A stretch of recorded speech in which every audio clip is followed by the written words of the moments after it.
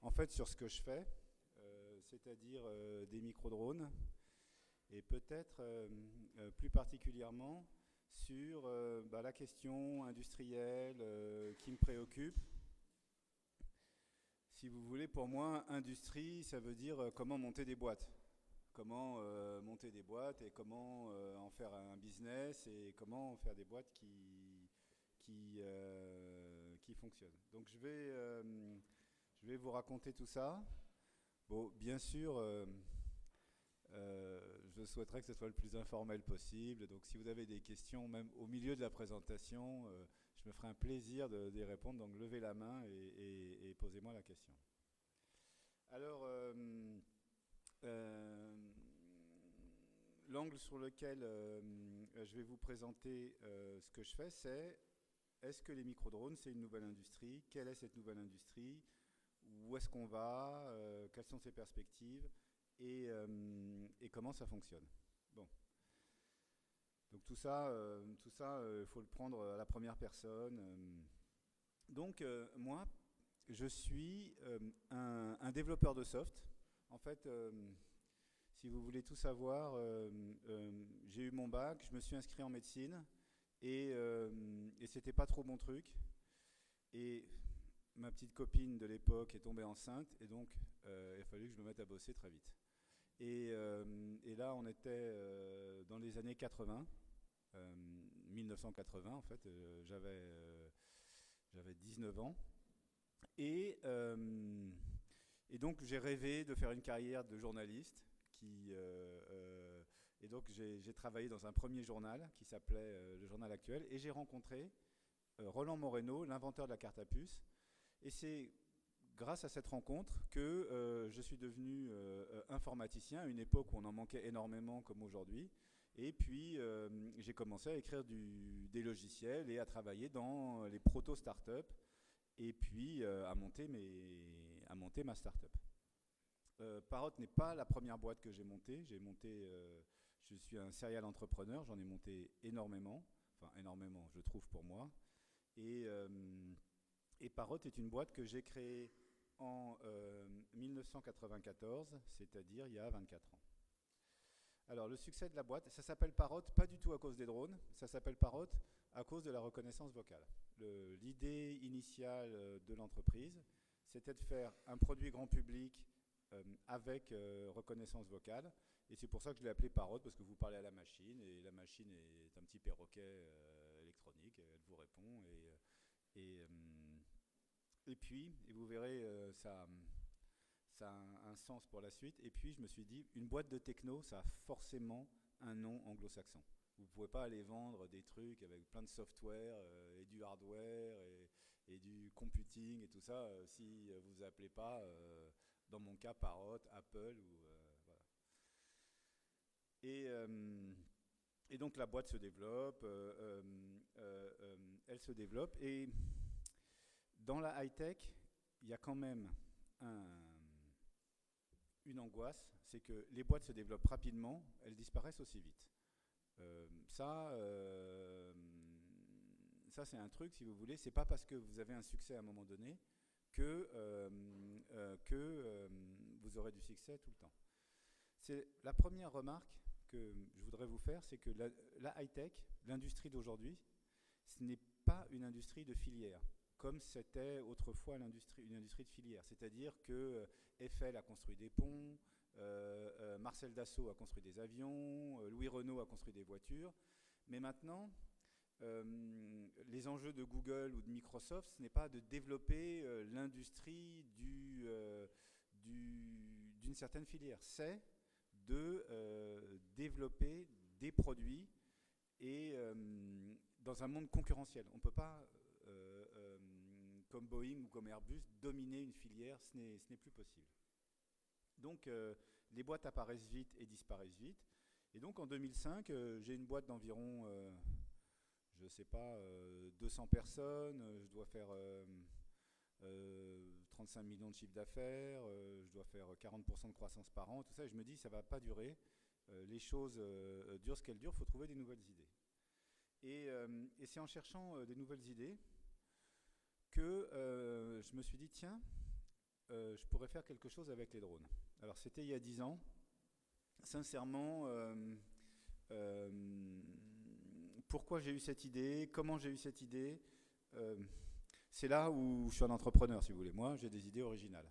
Je suis fait comme ça, si vous voulez. J'ai des idées originales. Et d'ailleurs, quand je vais dans un salon professionnel, ce que je regarde, et je regarde très attentivement ce que je vois, et donc je cherche, si vous voulez, ce qu'il n'y a pas. Les idées, c'est quand même faire un pronostic sur ce qui manque. Et je m'étais dit, bon, il y a un très très grand business dans le computing, qui sont les jeux vidéo. Et maintenant qu'on est dans l'ère de la mobilité, du téléphone mobile, il faudrait que je trouve un truc où le jeu vidéo peut exister en réel, peut exister dans les réseaux, peut exister avec son iPhone. Et donc, c'était ça mon idée originale. Faire un drone dont l'usage soit une sorte de jeu vidéo. Et c'était une bonne idée. Et en fait, vous verrez que c'était pas la bonne idée. Et entre une bonne idée et la bonne idée, il y a autant de différences qu'entre pas d'idée du tout et une bonne idée. Mais bon, on en reviendra tout à l'heure. Alors je me lance dans les drones. Donc c'est une idée originale, comme je vous l'ai dit.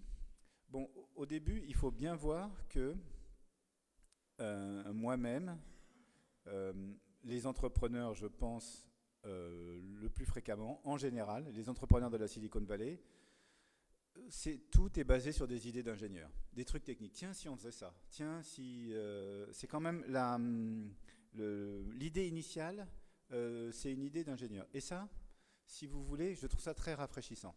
Je trouve ça très cool. Je veux dire, je préfère les idées d'ingénieurs aux idées de marketing, aux idées de moi je comprends le monde et je peux le mettre en une logique commerciale. En fait, non. La plupart des trucs qu'on utilise aujourd'hui et qui viennent de la high-tech, eh ben, c'est des trucs c'est des trucs d'ingénieurs. L'idée originale du drone, en tout cas l'idée originale du quadrocoptère, elle est très ancienne, elle est aussi ancienne que l'aéronautique. La photo que je vous montre, je crois que c'est le quadrocoptère Breguet. Je crois qu'il est fait en 1905. Et Louis Breguet a dit qu'il a volé, mais en fait, il n'a jamais vraiment décollé. Il a peut-être décollé d'1 ou 2 mètres, et à condition qu'on le tienne. Donc, le quadrocoptère, c'est l'idée originale de l'hélicoptère, et c'est une idée qui, pour fabriquer un hélicoptère, n'est pas bonne. Pourquoi elle n'est pas bonne ? Elle n'est pas bonne parce que sans ordinateur, vous ne pouvez pas faire marcher un quadrocoptère. Le système est beaucoup trop instable et pour pouvoir être piloté par un humain. Bon, en plus, l'encombrement est grand. C'est-à-dire, un hélicoptère, c'est déjà embarrassant. Mais un hélicoptère avec 4 hélices, c'est encore plus embarrassant. Donc, ça fait un produit pas génial. Mais quand même, c'est une vieille idée. C'est un truc, c'est une vieille idée éculée. Ça, c'en est un autre. Je crois que c'est celui de Cornu. Je crois que celui-là, il doit dater, alors je ne veux pas vous dire de bêtises, je crois que c'est 1907. Et celui-là, il a décollé, mais il n'a jamais volé. Je veux dire, au sens où il n'était pas pilotable. Bon, moi, quand je lance des drones dans ma boîte, il faut bien voir que quand vous avez une idée originale, et ça, je vous le dis à tous, le propos ou la mesure d'une idée originale, c'est qu'il faut que personne n'y croie. Je veux dire, si tout le monde vous dit « Putain, c'est génial, c'est ça qu'il faut faire », vous pouvez vous dire votre idée, elle ne vaut rien, elle n'est pas originale, elle n'est pas intéressante, elle existe déjà. Si c'est déjà admis, eh bien, c'est pas original. Et donc moi, j'ai commencé à développer ce drone pour faire des jeux vidéo en réalité.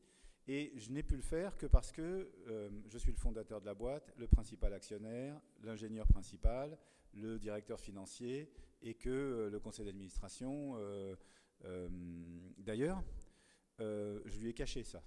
Parce que j'ai dû commencer à faire des drones avant l'introduction en bourse, Mais moi, c'est une boîte de télécom. Donc j'ai caché au conseil d'administration, parce que je savais qu'ils ne comprendraient rien, que ça ne servirait à rien de leur expliquer que j'avais une équipe qui faisait des drones. Je leur ai caché jusqu'au moment où j'ai pu faire une démo. Dans l'entreprise, personne n'y croit. Et moi, je poursuis cette idée originale, si vous voulez, une idée qui est mon métier. Moi, je fais des télécoms. Les télécoms, c'est devenu le monde du téléphone portable, en fait. Donc, c'est devenu très grand public. Et le succès de Parrot, Parrot a été le principal inventeur et le principal développeur des téléphones Bluetooth que vous avez maintenant dans vos voitures. On a dû en vendre 50 millions. On les a vendus dans le monde entier. Donc, pourquoi dans une boîte de télécom faire des drones? Donc, alors, quand je vous dis personne n'y croit, c'est une première chose. Et après, c'est quoi la méthode? Comment développer dans une boîte qui existe, dans une boîte qui bosse dur, qui fait de la croissance, comment développer une idée originale? Moi, je n'en connais qu'une. Je n'ai qu'une manière de faire. C'est de créer des startups dans ma propre boîte. Donc quand je fais le drone chez Parrot, par exemple, en ce moment, j'ai un projet secret. Comme vous êtes là et tout ça, je peux vous le dire, parce que les projets secrets, c'est un secret, vous savez, c'est quelque chose qu'on dit qu'à une seule personne à la fois. Donc, là, donc mon projet secret, sur lequel je bosse depuis 3 ans, auquel personne n'a cru, d'ailleurs, quand j'ai dit que je le ferais, c'est de faire un t-shirt. Donc vous voyez, je vois tout le monde est bien surpris. Voilà. Donc, oui, le type est un peu fou, il passe du drone au t-shirt. Mais c'est pour vous expliquer. Je me suis dit, voilà, qu'est-ce qui s'est passé vraiment dans le monde de la mode ou du vêtement? Il y a vraiment un truc qui a marqué, c'est le t-shirt à texte. Moi, je suis entouré de jeunes ingénieurs. Une fois sur deux, les types avec qui je parle, ils ont un t-shirt à texte. Il y a des trucs rigolos écrits sur les t-shirts ou des logos et tout ça. Et j'étais au CES à Las Vegas le jour où il y a eu, c'était déjà je crois le jour de l'ouverture du CES, les attentats à Charlie.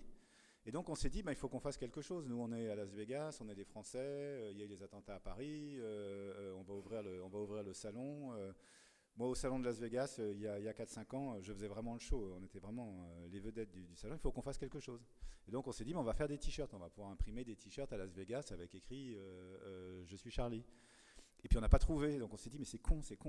Il faudrait que le t-shirt, ça marche comme Instagram. Il faut faire un t-shirt qui marche comme Instagram, c'est idiot.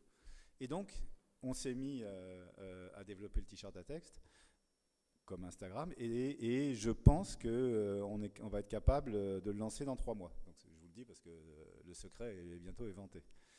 En fait, on le montre aujourd'hui pour la première fois dans un salon professionnel à Los Angeles. Donc pour vous dire, voilà comment on peut faire émerger des nouvelles idées dans une boîte qui existe. Il faut de l'autorité, ce que j'ai dans ma boîte. Et deuxièmement, il ne faut pas croire que toute la boîte va suivre, ça n'a aucune importance. Il faut faire ça comme une start-up. Il faut faire ça comme un nouveau projet. Donc j'ai lancé les drones dans Parrot, une boîte de télécom, avec une équipe complètement différente de la boîte. Vas-y.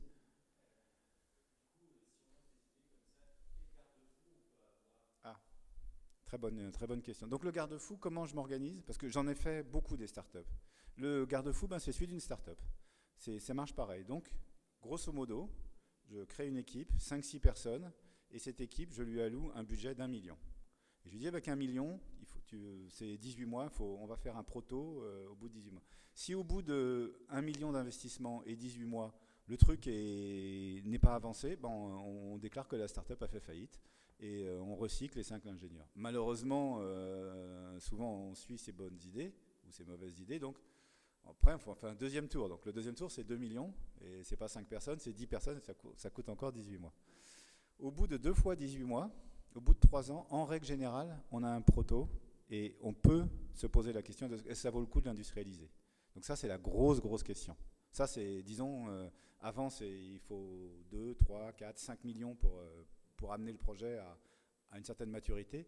Après, il faut sauter le pas. Est-ce qu'on l'industrialise ou pas? Et ça, c'est comme une start-up. Après, il faut faire un business plan en interne et il faut se donner des objectifs qui sont des objectifs, si tu veux. C'est des objectifs budgétaires, mais il n'y a que le volet coût.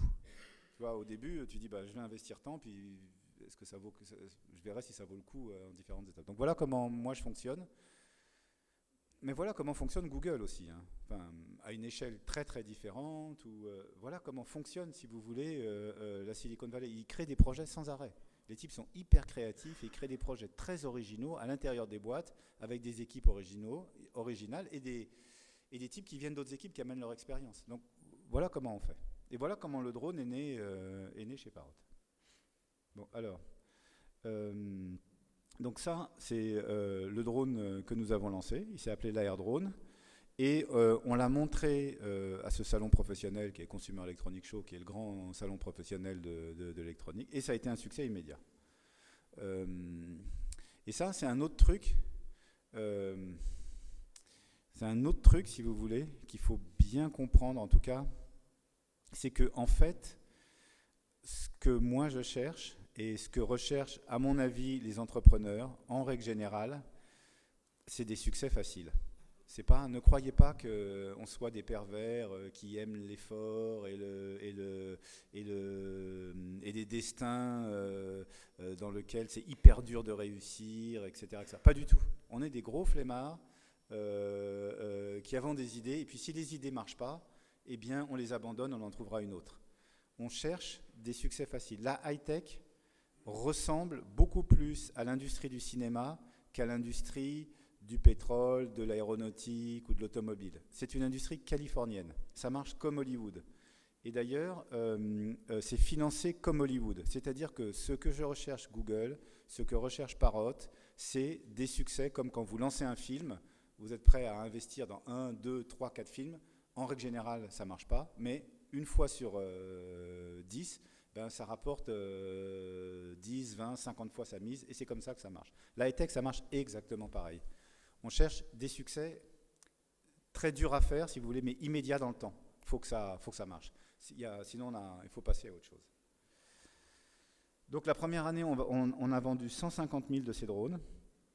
Et sincèrement, moi, quand j'ai fait ça, j'ai été voir les leaders de l'industrie du jeu vidéo, Sony, Microsoft, Nintendo. Je leur avais montré les prototypes du drone et ils m'ont dit que vous en vendrez zéro. Ça ne marchera absolument pas. Je veux dire, nous, on est obligé quasiment de donner le hardware. Les consoles de jeux sont vendues at cost parce que la seule industrie qu'on a réussi à développer, bah, c'est celle du contenu, du jeu. Donc, vous n'arriverez jamais à vendre du hardware avec une valeur ajoutée. Bon, alors les raisons du succès. Bon, alors, la première raison du succès des drones, c'est que le marché était prêt. C'est qu'il y avait déjà, quand on a lancé notre produit, des millions d'utilisateurs d'iPhone qui demandent qu'à avoir des nouvelles applications. Et moi, j'ai fait une application qui est un hardware, en fait, mais c'est une application pour iPhone. J'ai commencé le drone bien avant que l'iPhone existe, mais c'est grâce à un type d'Apple qui était le patron pour l'Europe, qui s'appelle Pascal Cagny, qui m'a dit, écoute, ton drone, ton truc, tu devrais le faire pour l'iPhone. Je te dis un secret, bientôt l'iPhone, on pourra mettre des applications dedans. Donc on a développé le drone avant qu'on puisse mettre des applications dans les téléphones. Et pour moi, ça a été la seule porte je l'ai fait parce que c'était la seule possibilité. Le seul produit portable dans lequel on peut mettre des applications sans... je veux dire, qui soit ouvert pour les industriels, ben c'était l'iPhone. Donc la raison du succès du drone, une des raisons, ça n'aurait pas pu marcher s'il n'y avait pas eu l'iPhone. Donc c'est à 1 an près ou à 2 ans près. Moi, si l'iPhone n'était pas sorti exactement en même temps, ben, ça n'aurait pas marché. La deuxième raison du succès, c'est YouTube, c'est le User Defined Content. C'est qu'aujourd'hui, ben, Internet est principalement constitué de contenu fait par des utilisateurs. Et donc, le drone, ça a été un des moyens de filmer, de faire du contenu, de faire des trucs dans YouTube. Et donc, il y avait un cas d'usage très fort. Donc, les raisons pourquoi ça a marché aussi bien sont celles-là. Bon. Maintenant, quand j'ai fait ça, il faut bien voir que c'est quand même un effort d'entrepreneur vachement grand. C'est-à-dire qu'il faut avoir une idée, il faut la réaliser, c'est une idée technique. Moi, je n'y connaissais rien en autopilote. C'est la base du drone, c'est il faut être capable d'écrire un autopilote. L'innovation de Parrot, et pourquoi on l'a fait? Parce qu'on a fait probablement un des tout premiers autopilotes dont des données d'entrée, c'est une image vidéo. On mesure la vitesse du drone avec une image vidéo, alors que dans un autopilote classique, vous mesurez la vitesse avec un tube de pitot et l'attitude du machin avec un gyroscope. Mais sur un hélicoptère, la seule manière, c'est de mettre une caméra vidéo et de mesurer la vitesse de déplacement de l'image. Et ça, c'est des trucs de trucs de soft.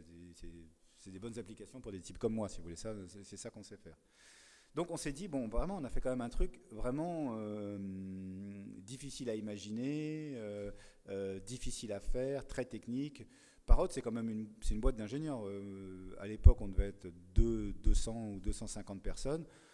Mais sur les 250 personnes, il doit y avoir 150 ingénieurs, et sur les 150 ingénieurs, il y en a au moins 40 qui sortent soit de Polytechnique, de Centrale, de Supélec et des bonnes écoles. C'est vraiment une grosse boîte d'ingénieurs, c'est ça notre savoir-faire.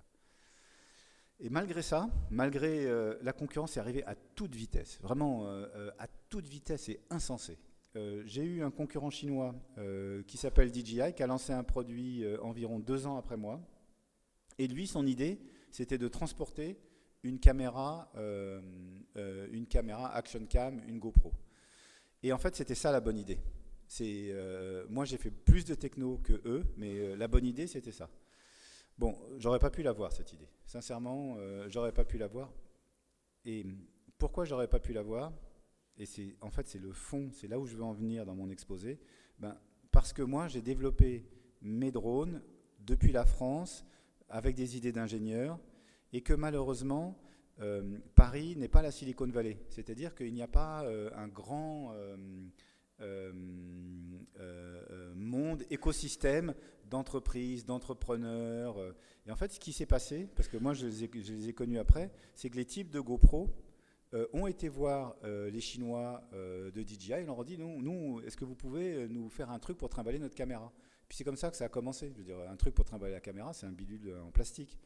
Et puis, comme ils l'ont fait, ils se sont dit oui, mais après, il faudrait qu'on stabilise la caméra, etc. Et donc, si vous voulez, eux, ils étaient les Chinois, parce que toute la Silicon Valley est tournée vers la Chine quand il s'agit de fabriquer.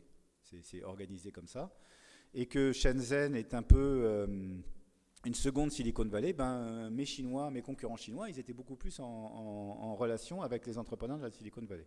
Et donc, ils ont sorti ce drone qui transporte une GoPro, et là, le marché a explosé. Moi, j'ai sorti le premier drone grand public pour iPhone en 2010, donc ça fait 7 ans, si vous voulez, j'ai sorti pour fin 2010, et en 2010, le marché est passé au moins de 0 à 3 milliards de dollars de chiffre d'affaires pour les entreprises de ce marché du drone. 3 milliards de dollars, c'est environ 2 milliards et quelques pour DJI. Donc, ils ont monté une boîte qui est plus grosse qu'Airbus Hélicoptère en 6 ans. Ils font plus de chiffre d'affaires qu'Airbus Hélicoptère. Et nous, on fait à peu près 200 millions. Et on a un concurrent américain. Il y a le même différentiel quasiment entre notre concurrent américain et entre nous et le chinois, qui doit faire 30 ou 35 millions de chiffre d'affaires au maximum. Donc, cette industrie, il y a déjà 2 leaders, si vous voulez, DJI et Parrot. Oui. Ah, c'est une bonne question. C'est une très très bonne question. C'est une très bonne question. Bon, je vais vous donner.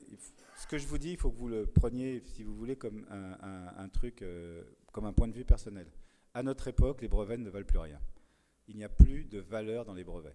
Alors, pourquoi? Qu'est-ce que ça veut dire? Est-ce que ça veut dire qu'il ne faut pas déposer de brevets, etc.? Non, il faut déposer des brevets, mais il faut savoir qu'en aucun cas, vous pourrez arriver à un tribunal avec une question de propriété intellectuelle en matière, je vous parle toujours en matière d'électronique et de high-tech, et réclamer la propriété entière de ce que vous avez fait.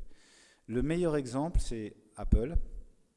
Apple a été copié par Google qui a fait Android, mais copié pas vraiment. Ils ont racheté une boîte qui faisait déjà des développements de logiciels pour les smartphones.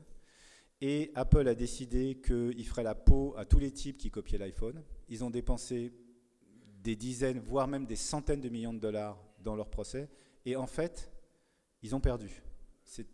C'est-à-dire que les procès en Amérique que Apple a intentés à Samsung ont abouti sur la constatation suivante. Oui, vous, Apple, vous avez déposé peut-être 1000 brevets qui décrivent le smartphone, mais si vous démontez un smartphone, vous prenez les composants, vous regardez comment c'est fait, il y a au moins 100 000 brevets qui couvrent un smartphone. Entre le touchscreen, Microsoft a au moins 1000 ou 2000 brevets qui couvrent un smartphone. Donc, de quelle manière, quand un objet est couvert par 100 000 brevets, vous pouvez réclamer que 1000 de vos brevets ont une valeur tellement différenciante. Donc, les tribunaux ne peuvent pas discerner ça. Et en matière... Je parle pour mon métier, pour les médicaments, tout ça, c'est autre chose et c'est pas mon savoir-faire. Mais, donc, il faut déposer des brevets pour, si vous voulez, d'une manière défensive, être capable de décrire son antériorité. Parce que, si vous voulez, dans l'industrie du drone, c'est quoi notre crainte? C'est qu'un jour, il y a un type chez Boeing qui se réveille et qui dit « Ouais, mais des brevets qui concernent les drones, moi j'en ai 2000. Et donc, je vais faire payer les gens qui développent cette nouvelle industrie, etc. » Donc, il faut être capable de répondre. Il faut dire « Oui, vous avez des brevets, mais nous aussi, etc. » Mais il ne faut absolument pas croire que les brevets vous donnent un avantage concurrentiel. Ne donnent aucun avantage business. Il n'y a rien à en tirer du point de vue business. Donc une nouvelle industrie est née. Cette nouvelle industrie, elle fait déjà des milliards de chiffre d'affaires, au moins 3 milliards. En plus, ça dépend comment on compte, mais si on compte vraiment à large, je parle uniquement des micro-drones civils. Je ne parle pas du tout des drones militaires et de l'industrie du drone en général. Je parle des bidules en plastoc qui sont vendus chez Amazon et à la Fnac. D'ailleurs, j'en ai un là, d'ailleurs. Et ça, ces bidules, ces jouets, ça représente une nouvelle industrie. C'est ça aussi, si vous voulez, là où je voulais en venir. C'est que la high-tech, c'est une industrie du grand public, c'est une industrie, c'est pas une industrie sérieuse, au sens de Ariane Espace, ou c'est fini ça. L'industrie, c'est fini. C'est une industrie de produits. Ça ressemble beaucoup plus à de l'entertainment qu'à de l'industrie. La seule différence, c'est que ce n'est pas des jeunes actrices ou des metteurs en scène qui font l'entertainment, c'est des ingénieurs. C'est des ingénieurs. Et je vous assure que les types comme Elon Musk, que j'ai un peu connu et rencontré parce que Parrot est le fournisseur des solutions Bluetooth des voitures Tesla, donc j'ai eu plusieurs fois l'occasion de le voir, etc. C'est un entrepreneur qui agit d'une manière extraordinaire, si vous voulez, qui n'agit pas en se disant je développe une filière, ça n'existait pas. Non, il développe des concepts nouveaux, des idées nouvelles, il les finance d'une manière nouvelle. Et bien sûr, moi je vois mes clients dans l'industrie automobile, ils disent ouais mais c'est pas sérieux, ce type-là il fabrique pas plus que 300 000 bagnoles par an ou 200 000 bagnoles par an, alors que nous, Renault, on en fait 10 millions, etc. Mais c'est pas vrai. C'est lui qui a créé une nouvelle marque. C'est lui qui a la prépondérance sur la voiture électrique. C'est des Tesla que veulent acheter mes jeunes ingénieurs. Quand Tesla a ouvert pour sa nouvelle voiture les préachats, il y a 2 ans pour la voiture à 35 000 $, chez Parrot, il y a eu 22 commandes ou un truc comme ça. Je veux dire, et il n'y aura jamais 22 commandes pour une Zoé ou chez les jeunes ingénieurs de Parrot. Je veux dire, voilà ce qui a changé. C'est quelqu'un a, d'une certaine manière, réinventé l'industrie. Et maintenant, voilà comment ça marche. Donc, c'est une industrie où la manière de faire est quand même très très différente, et ça part sur des gadgets. C'est pour ça que les conseils d'administration ne comprennent rien. Quand vous leur dites, moi, je suis en train d'investir dans quoi? Dans un bidule en plastique qui vole et qui va être vendu 300 $, c'est difficile à justifier, si vous voulez. La seule justification, c'est que le marché est énorme et que la techno permet de le faire. Bon, maintenant, qui comprend ça?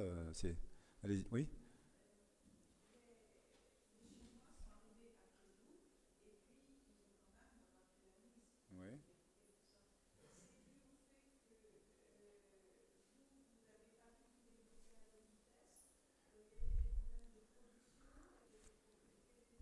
Alors,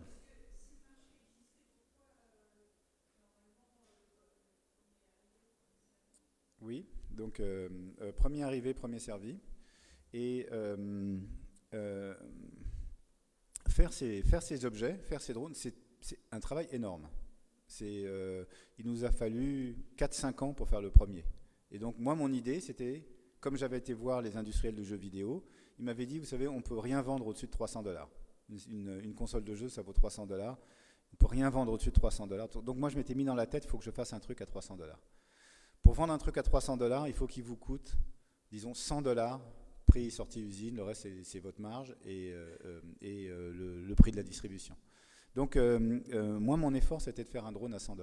Et ça m'a mis 5 ans. Les Chinois, eux, ils venaient d'un autre monde. Ils venaient du monde des hobbies. Les hobbies, les avions volants, l'aéromodélisme. Donc eux, ils s'étaient dit, nous, on veut faire un truc à 1000 $. Et c'est juste cette différence de départ, si vous voulez. Comme il faut des années pour faire un truc, moi, bien sûr, j'ai très vite compris que non, il ne fallait pas faire une fois que j'ai lancé un drone à 300 $, il m'a fallu, disons, 18 mois pour me dire non, maintenant, il faut que je fasse un drone à 1000 $. Mais faire un drone à 1000 $, c'est 3 ans de boulot. Et hop, voilà. Voilà comment vous n'êtes pas dans le bon train, si vous voulez. Donc, non. Moi-même, je fabrique tout en Chine. Mon entreprise est organisée comme une boîte de high-tech, comme une boîte californienne, si vous voulez. Donc, le bureau d'études est à Paris. Et on a un autre bureau à Shenzhen. On a une centaine d'ingénieurs, la plupart chinois, qui fait que de l'industrialisation. Et on fabrique tout là-bas. Donc nos coûts de fabrication sont les mêmes que les Chinois. Et les coûts de fabrication d'Apple sont les mêmes que les Chinois, etc. Donc si vous voulez, non, ce qui est dingue, ce qu'il faut bien comprendre, ce qui est dingue, c'est la vitesse à laquelle ça va. Sincèrement, l'industrie aujourd'hui, ce que fait Google, ce qu'a fait Microsoft, tout ça, ça va à une vitesse complètement dingue. Et donc, et comme c'est dur à faire, si le point de départ n'est pas bon, c'est pas bon. Vas-y.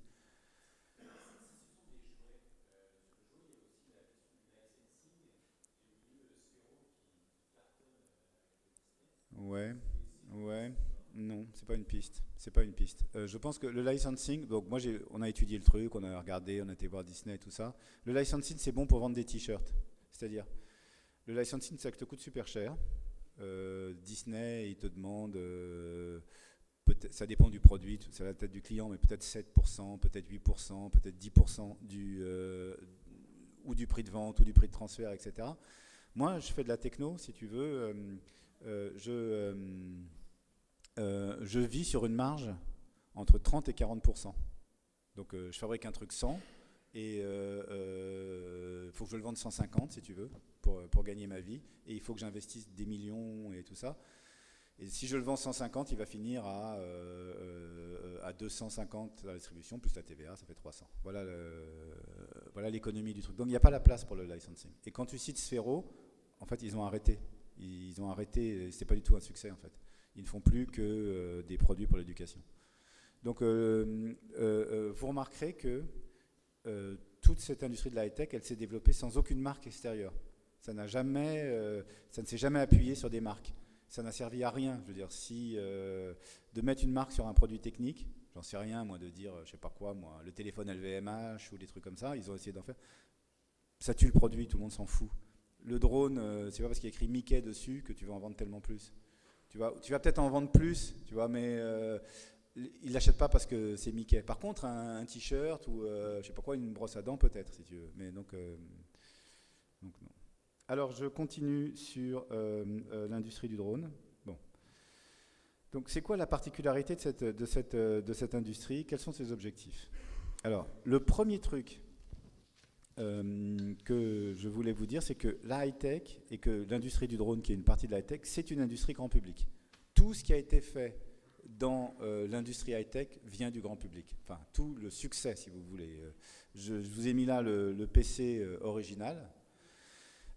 Et ça, c'est une mauvaise nouvelle pour la France. Enfin, si on parle ici du cercle de l'industrie, etc., on n'a jamais été très bon en grand public. Je veux dire, l'électronique grand public française, les radios, les télévisions, ça n'a jamais été très bon. Je veux dire, en Europe, il y a eu une très très bonne industrie du grand public. Il y a longtemps, c'était Philips. il y a eu des Allemands assez bons, mais même pas tellement bons, si vous voulez. Donc c'est pas une bonne nouvelle pour l'Europe. On n'est pas franchement l'état d'esprit des gens qui sortent de l'école, des ingénieurs et des gens qui sortent des écoles de commerce, n'est pas vraiment tourné vers le grand public. Il est plutôt tourné vers le colbertisme, vers les filières, si vous voulez. Et ça, c'est un vrai problème. C'est un vrai problème parce qu'il n'y a pas d'écosystème. Par exemple, moi, quand je cherche à embaucher des chefs de projet ou des développeurs marketing, j'en trouve pas beaucoup. Je ne trouve pas des types qui ont passé 10 ans de leur vie à vendre des iPhones ou à vendre des souris. Et donc, j'ai du mal à trouver une équipe. Donc toutes les marques sont des marques, toutes les marques que je peux vous citer sont des marques grand public. Et ça, à l'origine, quand j'allais voir mes investisseurs, ils ne cherchaient pas à investir là-dedans. Si vous voulez, je vous raconterai ça plus tard. Bon.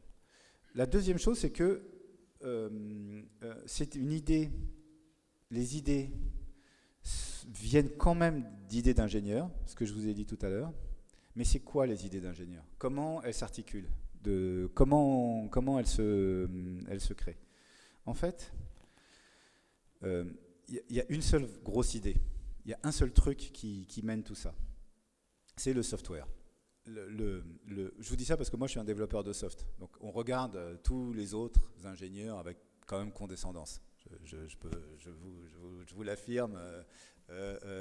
Tous les types, soit qui font de l'aéronautique, de l'aérodynamique, du hardware. Nous, les types de software, on regarde ça d'un œil narquois parce qu'on pense, certainement à tort, que c'est le software qui change le monde, qui est la donnée principale. Pourquoi le software est devenu tellement génial? Eh bien, c'est quand même grâce au succès continu de la puissance informatique à laquelle on a accès. Moi, quand j'ai commencé à faire des drones, je veux dire, je voulais faire un produit vendu $300 qui contienne un autopilote dont le traitement vidéo est dans la boucle centrale et un autopilote qui doit fonctionner à une vitesse de 200 Hz, c'est-à-dire 10 fois plus vite qu'un autopilote d'avion. Donc c'est des autopilotes vraiment compliqués. Et sincèrement, après on a rencontré des gens qui font des autopilotes pour hélicoptères, des gens qui font des autopilotes pour avions, les spécialistes à super-héros, tout ça. Quand on leur a expliqué, nous, les problèmes qu'on a d'autopilotes pour faire voler des jouets, c'est plus dur en fait. Mais pourquoi on peut le faire? Parce qu'aujourd'hui, vous pouvez mettre Linux et l'équivalent de... Vous avez dans un drone à $99 une puissance de calcul qui est plus importante que le centre de calcul de la NASA quand ils ont envoyé des bonhommes sur la Lune. Voilà le chiffre de paradigme. Un chiffre de paradigme complètement dingue. Je veux dire, d'une dinguerie inimaginable. Et donc, c'est ça le moteur de la high-tech. La bonne nouvelle, c'est qu'on n'en voit pas la fin. On n'en voit pas la fin. Moi, je fais ce métier depuis que j'ai 20 ans. Je programme professionnellement depuis que j'ai 20 ans, c'est-à-dire maintenant 35 ans. Ça fait plus de 35 ans que je fais ça. Je vous assure qu'aujourd'hui, comme il y a 35 ans, le potentiel des logiciels et des microprocesseurs est intact. Et ça, il y a certainement une limite, comme il y a une limite... pour fabriquer des moteurs, si vous voulez. On ne peut pas fabriquer des moteurs qui aient un rapport poussée-poids plus grand qu'une certaine limite, si vous voulez. Mais la limite de puissance disponible à bas coût d'informatique, on ne la connaît pas. Et ça, c'est ça le moteur principal de notre industrie. Bon, à ces deux grands trucs, il y a encore plein de trucs géniaux. En plus de ça, en plus du software et des microprocesseurs, il y a plein de trucs géniaux. Par exemple, il y a une révolution qui est arrivée il y a 15-20 ans, c'est les MEMS. Donc les MEMS, c'est quoi? On peut fabriquer des capteurs avec la même technologie que les microprocesseurs. On peut fabriquer des capteurs avec du silicium et du dépôt métallique sur du silicium. On peut faire des gyroscopes, des accéléromètres, des caméras, et tout ça. Un gyroscope de drone, une IMU de drone, une IMU complète pour un drone, le magnétomètre plus accéléromètre plus gyroscope, ça coûte moins $1. Je ne sais pas si vous vous rendez compte, ça valait 100 000 dollars il y a 25 ans, si vous voulez, pour un truc avec les mêmes performances. Donc, je veux dire, c'est complètement dingue. Bon. Donc, tout ça, ça conduit à une vitesse de développement des entreprises énorme, énorme. Ça va vraiment très, très, très vite. Je veux dire, moi, j'y suis habitué, mais en fait, ça va trop vite. Ouais.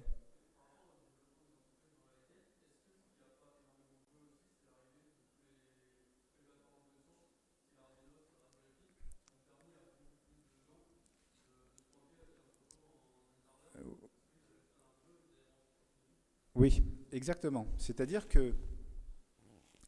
exactement ça. C'est-à-dire qu'il y a un fond technologique des microprocesseurs et du logiciel qui est énorme, et par-dessus, il y a une activité dingue. Et donc, on profite tous de cette activité dingue. Et ça aussi, et c'est toujours le fond de mon discours, c'est aussi pas une bonne nouvelle pour la France. Parce que bien qu'il y ait beaucoup d'activités, ça ne se passe pas ici. Il faut bien voir que moi, bien sûr, je reçois des dizaines de mails tous les jours, mais c'est rien comparé à ce qui se passe dans la Silicon Valley et en Chine. Donc, maintenant, le modèle de ces boîtes, les modèles des boîtes comme la mienne, comment elles marchent, comment on les développe, dans ce milieu qui va très très vite, comment on fait pour développer des boîtes, etc. En fait, c'est facile. Ça se fait dans un garage. Bon, à Paris, on n'a pas de garage, on a une cuisine, donc moi je l'ai fait dans ma cuisine. Mais j'étais un professionnel de ça. Il faut savoir que quand j'ai monté Parrot, ça faisait déjà presque 15 ans que je montais des boîtes, que j'en ai fait, arrêté, recommencé, et dont certaines sont devenues des très grands succès. Donc c'est pareil dans la Silicon Valley. Quand les mecs vous racontent qu'ils ont monté leur boîte dans leur garage, c'est vrai, ils ont monté leur boîte dans leur garage. Enfin, Apple, ça a été monté dans un garage. Un des fondateurs est un des 4 dirigeants d'une des plus grosses boîtes d'informatique de la Silicon Valley. Donc les mecs, ils avaient déjà le savoir-faire. Et moi-même, quand j'ai monté Parrot, j'avais déjà le savoir-faire. Je connaissais les principes, si vous voulez. Donc pour commencer, on n'a besoin de rien, sauf que il faut connaître la musique, quoi. La musique, c'est simple, ça s'appelle le capital risque. Et le capital risque, sincèrement, moi, j'en ai toujours trouvé. Même en France, où c'est pas très développé, quand j'avais une boîte qui avait 18 mois, eh bien, j'ai pris mon prototype. À l'époque, c'était un truc à reconnaissance vocale. Et puis, j'ai été envoyé des business plans à des boîtes. Et je vous dis, le capital risque, ça marche même en France. Moi, mon investisseur principal, mon premier investisseur s'appelait Sofinova. Et ce que je ne savais pas, si vous voulez, c'était qu'en fait, Sofinova, à cette époque-là, c'était le meilleur fonds de capital risque pour l'électronique en Europe. C'était vraiment un très très bon fonds, qui a explosé en vol, qui a fait des conneries après, mais c'était un très très bon fonds. Et donc, Sofinova, grosso modo, ils ont vu ce qu'on faisait. Et à l'époque, on était vraiment... non, je louais des bureaux. Enfin, je louais même pas des bureaux, en fait. Je louais un appartement. Parce que c'était moins cher et moins compliqué, et que je déclarais en bureau. Je déclarais faussement y vivre, parce que je vivais dans un appartement de l'autre côté de la rue, si vous voulez. Et donc c'est là où j'ai fait venir les gars de Sofinova. Je leur ai montré mon proto, et ils m'ont dit, ok, ouais, c'est intéressant, nous, on veut bien investir chez vous. Écoutez, on va investir 5 millions de francs, donc 1 million d'euros, c'est toujours la même métrique. On va investir 5 millions de francs, on va investir 2 millions de francs aujourd'hui. Et puis les 3 millions de francs suivants, quand le prototype marchera, revenez nous voir dans 9 mois et tout ça. Et donc c'est comme ça que Sofinova a investi 5 millions de francs dans Parrot. Et puis après, j'ai fait un deuxième tour de financement, et ma boîte ne marchait pas bien. Donc au début, un troisième tour, j'ai même fait un quatrième tour, ce qui est un exploit, voilà. Et puis l'introduction en bourse. Même en France, on peut introduire des boîtes en bourse à une valorisation qui était à l'époque d'environ 200 millions ou 250 millions. Pour une boîte qui est partie de rien 10 ans avant, c'est déjà pas mal. Vous savez, c'est déjà aujourd'hui, avec la même métrique et tout ça, j'en ferai beaucoup plus si vous voulez. Mais c'était il y a 10 ans, c'était il y a 15 ans. Donc la méthode pour créer des boîtes, elle existe, elle est fonctionnelle, elle existe ici comme ailleurs. il faut bien savoir qu'elle existe ici comme ailleurs. Par exemple, moi j'entends souvent des discours politiques et des discours intéressants qui disent la chose suivante: oui, ben maintenant on va promouvoir les startups en France, on va aider l'entrepreneuriat, il y a toute cette activité French Tech, etc. Bien sûr, c'est vachement louable, mais dites-vous bien que quand moi je prends l'avion et que j'atterris à Shenzhen, qu'est-ce que je vois? Des gros panneaux sur l'équivalent de la mairie et tout ça. Bienvenue, on va créer 1000 startups dans l'année, il y a des fonds d'investissement en veux-tu, en voilà. C'est-à-dire que nous, on veut faire ça, mais dites-vous bien que le monde entier veut faire ça, et avec des moyens colossaux. Le monde entier veut créer des nouvelles startups. Et il y en a un nombre extraordinaire. Et donc, là aussi, ce n'est pas une très bonne nouvelle, si vous voulez. Il n'y a pas eu d'écosystème de start-up qui ait vraiment eu du succès en Europe. Il y a eu, il y a 15 ans, le fantastique succès de Nokia et d'Ericsson, qui sont devenus leaders mondiaux du téléphone mobile, mais ça a disparu, c'est fini. Et donc, il n'y a pas de gros écosystème de start-up. La méthode est là, et on peut l'utiliser. D'ailleurs, elle est fonctionnelle. Il y a, je ne sais pas combien de centaines de startups qui sont créées chaque année en France.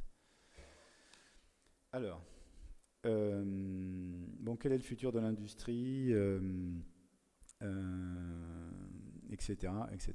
Donc, enfin, en tout cas, je vais faire une micro-pause pour vous dire donc, la chose suivante. 1, l'industrie d'aujourd'hui se crée, enfin, pour résumer le truc, quoi, à partir d'objets grand public, dans des écosystèmes de start-up, et que quand ça marche, ça va très vite, qu'on peut atteindre les centaines de millions, voire les milliards de chiffres d'affaires en quelques années, et que ça, c'est nouveau, et que ça va changer toutes les industries. Et que la différence entre aujourd'hui et il y a 10 ans, c'est qu'il y a 10 ans, la Silicon Valley s'attaquait au computing, elle s'attaquait à IBM, Microsoft et Intel se sont attaqués à IBM, et maintenant ils s'attaquent à tout, aux fusées, aux avions, aux drones, et tout va être revu sous l'angle de qu'est-ce que je peux faire avec du software et des microprocesseurs. Vas-y. Parle plus fort, parle plus fort.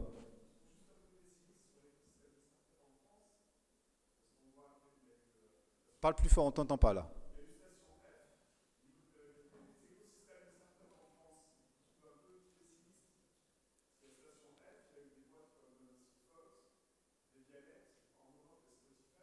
Bon, alors, De Vialet, je suis un des investisseurs historiques et je crois que je suis le principal investisseur de Sigfox. Donc je connais bien ces boîtes, d'accord? Donc je connais bien ces boîtes, Attends, non, mais je veux juste répondre. Oui, il n'y a pas rien, si tu veux, mais objectivement, regardons objectivement, c'est-à-dire en dollars, comptons, je veux dire. Si on prend en Europe, on prend toute l'Europe, et on regarde dans les 20 dernières années, combien de boîtes nouvelles ont été créées et quelle est leur capitalisation en bourse si on prend cette métrique ou quel est leur chiffre d'affaires si on prend cette autre métrique. Les deux fonctionnent. Combien de ces boîtes en Europe ont dépassé 100 milliards de valorisation en bourse ou combien de ces boîtes ont dépassé 5 milliards de chiffre d'affaires? Ben, il n'y en a aucune. Hein? Bon, il y a Criteo. Voilà. Bon, Criteo, ils font combien de chiffre d'affaires? Ils ne font pas les 5 milliards. Enfin, il y a Criteo. Ce que je veux dire, c'est qu'il y a des succès. Je ne suis pas en train de dire qu'il n'y en a pas. Moi-même, si tu veux, je fais ce métier. Je suis juste en train de dire, de comparer, si tu veux, ce qui se fait, les succès qu'il y a. Et c'est un très, très grand problème. Je veux dire, c'est un problème énorme. C'est le fait qu'il n'y ait eu aucun grand succès en Europe fait que les choses ne se passent plus ici. C'est extrêmement... on n'est plus au centre du dispositif de la création des nouvelles industries. C'est pas qu'il n'y en ait pas du tout, il y en a un peu, mais on n'est pas au centre. Ouais.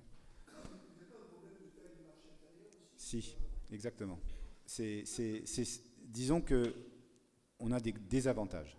Donc, et le principal désavantage, c'est celui-là. C'est que si Parrot avait été américain, eh bien, ce n'est pas 200 millions de chiffre d'affaires que j'aurais réussi à faire. C'est peut-être 350. C'est pas le jour et la nuit. Je ne suis pas en train de dire... c'est pas tellement différent. Moi, j'ai lancé beaucoup de produits qui ont eu un grand succès en France. Par exemple, j'ai fait un casque audio, le premier casque audio basé sur un processeur de traitement de signal, etc. Ça a été le numéro 1 des ventes en France. Mais vu la taille de Parrot, j'étais incapable de déployer un marketing, ne serait-ce qu'en Allemagne et en Angleterre, de bon niveau, si tu veux. Il aurait fallu que j'investisse peut-être 50 millions d'euros, et donc ça n'allait pas dans l'équation de la boîte. Donc, une des raisons, c'est la taille du marché initiale. Et une fois que vous arrivez à être 2 ou 3 fois plus gros que votre concurrent, ben vous avez un avantage compétitif énorme. Et c'est comme ça que les États-Unis nous ont repris, à nous, Européens, le marché du téléphone portable, qui était principalement un marché européen. Le premier iPhone, 50% du contenu des chips étaient des chips européens. 50% des chips d'un iPhone, c'était des chips européens. Maintenant, je pense que c'est 5%, si vous voulez.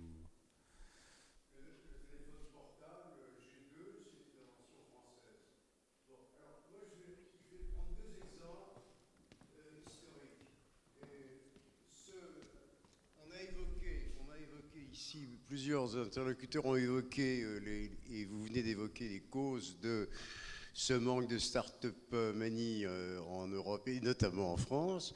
Ne faut-il pas aussi, alors là sans faire de mauvaise politique, incriminer notre système de formation des cadres, etc., etc. Je donne 2 exemples. Moi, j'étais dans une petite boîte qui s'appelait la CGE à l'époque. Alors, on est au début des années 70, et je dis, la fibre optique, alors la fibre optique, c'est ridicule. C'est bon pour faire des petits bouquets de Noël, vous savez. Et à la rigueur, peut-être pour aller examiner ce qui se passe dans les intestins des malades. Bon, ce qui se fait aujourd'hui couramment. Alors, je dis, écoutez, moi je sais pas. Bon, alors sur le site de Marcoussis, on a fait une petite start-up. On était une vingtaine, voilà. Et puis tout d'un coup, on s'est aperçu que la fibre optique, elle pouvait transmettre la lumière sur des dizaines de kilomètres à condition qu'on sache s'y prendre, etc. Bon, ça a démarré comme une véritable start-up. Hein ? Mais à l'intérieur d'un système qui... Alors, ça, on est au début des années 70. Maintenant, je prends un autre exemple qui est encore plus proche de tout ce que vous venez de dire, au début des années 80. Moi, j'invite, on avait une petite sous-société qui s'appelait JSI, on invite un petit jeune homme qui vient des États-Unis, qui dit j'ai des idées pour faire des ordinateurs personnels, et il y aura même la possibilité de faire un peu de graphique avec. La petite machine s'appelait Lisa, du nom d'une fille d'un nommé. Bon, et alors le petit jeune homme arrive, on fait une démonstration, c'était près de la Porte Payot, dans les locaux de JSI, et puis tout le monde rigole en disant ouais, c'est mignon, etc. Le petit jeune homme s'appelait Steve Jobs. Bon, alors on m'a dit, M. Ernest, allez vous faire voir avec Steve Jobs. Voilà. Alors, ceci c'est pour dire que, alors que notre idée c'était bel et bien de dire l'ordinateur personnel connecté au système télécom, voilà. Ce qui paraît aujourd'hui d'une extraordinaire banalité, voilà. Alors, moi je mets aussi un petit peu en cause, je continue à être en cause, même si j'en fais partie, comme la plupart d'entre nous. Un certain système antique et solennel qui a conduit aux grosses boîtes. Voilà. Bon, donc oui, je pense que, si vous voulez, moi je suis un entrepreneur, donc je pense, en tout cas, dans votre récit, je pense qu'il y a 1000 boîtes à créer aujourd'hui. Il y a un potentiel pour créer des boîtes qui est énorme. Et il s'en crée des boîtes, il s'en crée des bonnes boîtes en France.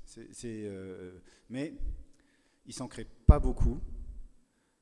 Et il s'en crée, et c'est très difficile de les développer. Et si on trouve quelques exemples, en Amérique, il y a des milliers de boîtes qui ont été créées ces 20 dernières années et qui emploient tous ces jeunes ingénieurs.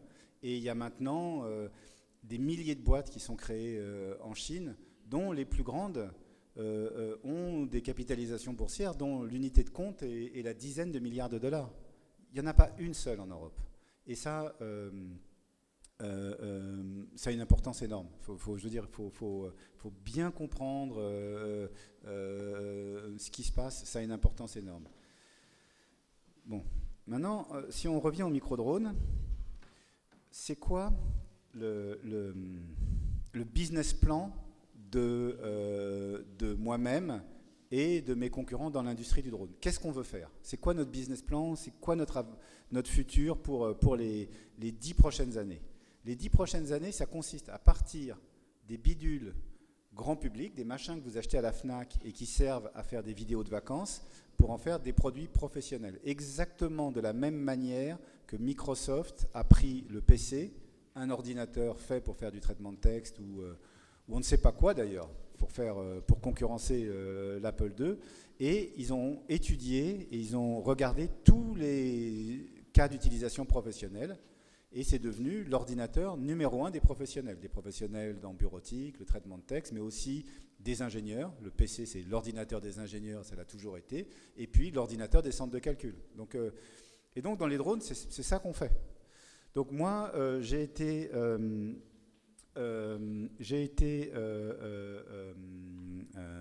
à la bourse, j'ai expliqué ce business case, j'ai levé 300 millions d'euros de capital il y a 2 ans en leur disant je vais passer du jouet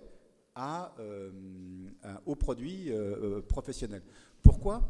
Parce que le produit grand public, il vous donne les quantités et il vous permet de déployer la technologie, et les produits professionnels, ils vous permettent de faire de la valeur ajoutée, de créer de la marge. Donc, mais ça marche dans ce sens-là. C'est les gens du plastique, c'est les gens du jouet qui vont gagner le marché professionnel. Moi, j'ai eu plusieurs conversations avec Airbus Hélicoptère, avec EADS, à tous les niveaux. Je veux dire, moi, je vois les questions qu'ils me posent. Ils n'ont aucune chance de prendre position dans le marché des micro-drones. C'est pas la bonne mentalité, c'est pas les bons capitaux, c'est pas la bonne façon de faire, c'est pas le bon marché, c'est pas la bonne prise de risque. Ça marchera pas. Donc ce sont des nouvelles industries comme la nôtre qui vont prendre ce business. Alors, quels sont les domaines du professionnel qu'on a en ligne de mire et qu'on veut conquérir? Donc, un des domaines, c'est l'agriculture. L'agriculture, qu'est-ce qui se passe? Il se passe que l'agriculture est une industrie mondiale, et c'est ça qu'on cherche, nous, dans la high-tech. On cherche des trucs, on cherche des gros machins. Donc on veut bien faire des trucs hyper compliqués, hyper pointus, mais à condition que ça soit scalable. Faut qu'il y ait un effet d'échelle. Donc qu'est-ce qu'on propose? On propose des drones qui volent au-dessus des exploitations et qui font des photos dans l'infrarouge. Aujourd'hui, on a développé des caméras infrarouges et qui vous permettent de suivre avec une grande précision la croissance du végétal. Il se trouve que dans l'agriculture, l'agriculture est une industrie qui a beaucoup de mal à aller vers le big data. C'est très difficile de collecter des données dans l'agriculture. Ils n'en ont pas. Et le paradigme du software, c'est tout ce qui se mesure peut s'améliorer. Si ça ne se mesure pas, vous ne pouvez même pas imaginer de l'améliorer. Ce sera très difficile à faire. Donc nous, on produit des données pour l'agriculture. Bien sûr, au début, les agriculteurs ne comprennent rien. Ils se demandent à quoi ça va servir, toutes ces données, etc. Et nous-mêmes, on ne connaît pas grand-chose de l'agriculture. Nous, ce qu'on connaît, c'est que la façon de faire le bon indice de végétation, il a été proposé par la NASA il y a une quinzaine d'années. Ça s'appelle le NDVI, c'est un indice, c'est une métrique, si vous voulez, qu'ils ont développée à partir de leurs images satellites. Nous, on connaît la métrique de la NASA, on a regardé comment la mettre sur un drone, et puis c'est à peu près ça notre niveau théorique, si vous voulez. Et c'est comme ça que ça marche. Et donc, depuis maintenant 4 ans, on investit largement dans l'agriculture. On développe des solutions de big data pour l'agriculture. Et chez Parrot, on doit faire peut-être peut-être 4 ou 5 millions de chiffre d'affaires sur les 200 millions qu'on fait dans les drones dans l'agriculture. Mais, et pour le moment, c'est une galère. Ce n'est pas profitable. Ça fait plusieurs années qu'on est dessus. Mais l'idée, c'est que avec un drone à 300 €, à 500 €, à 1000 €, eh ben, vous allez pouvoir faire d'énormes économies sur les quantités d'engrais ou de pesticides que vous déployez. Donc voilà une des idées qu'on développe. Oui.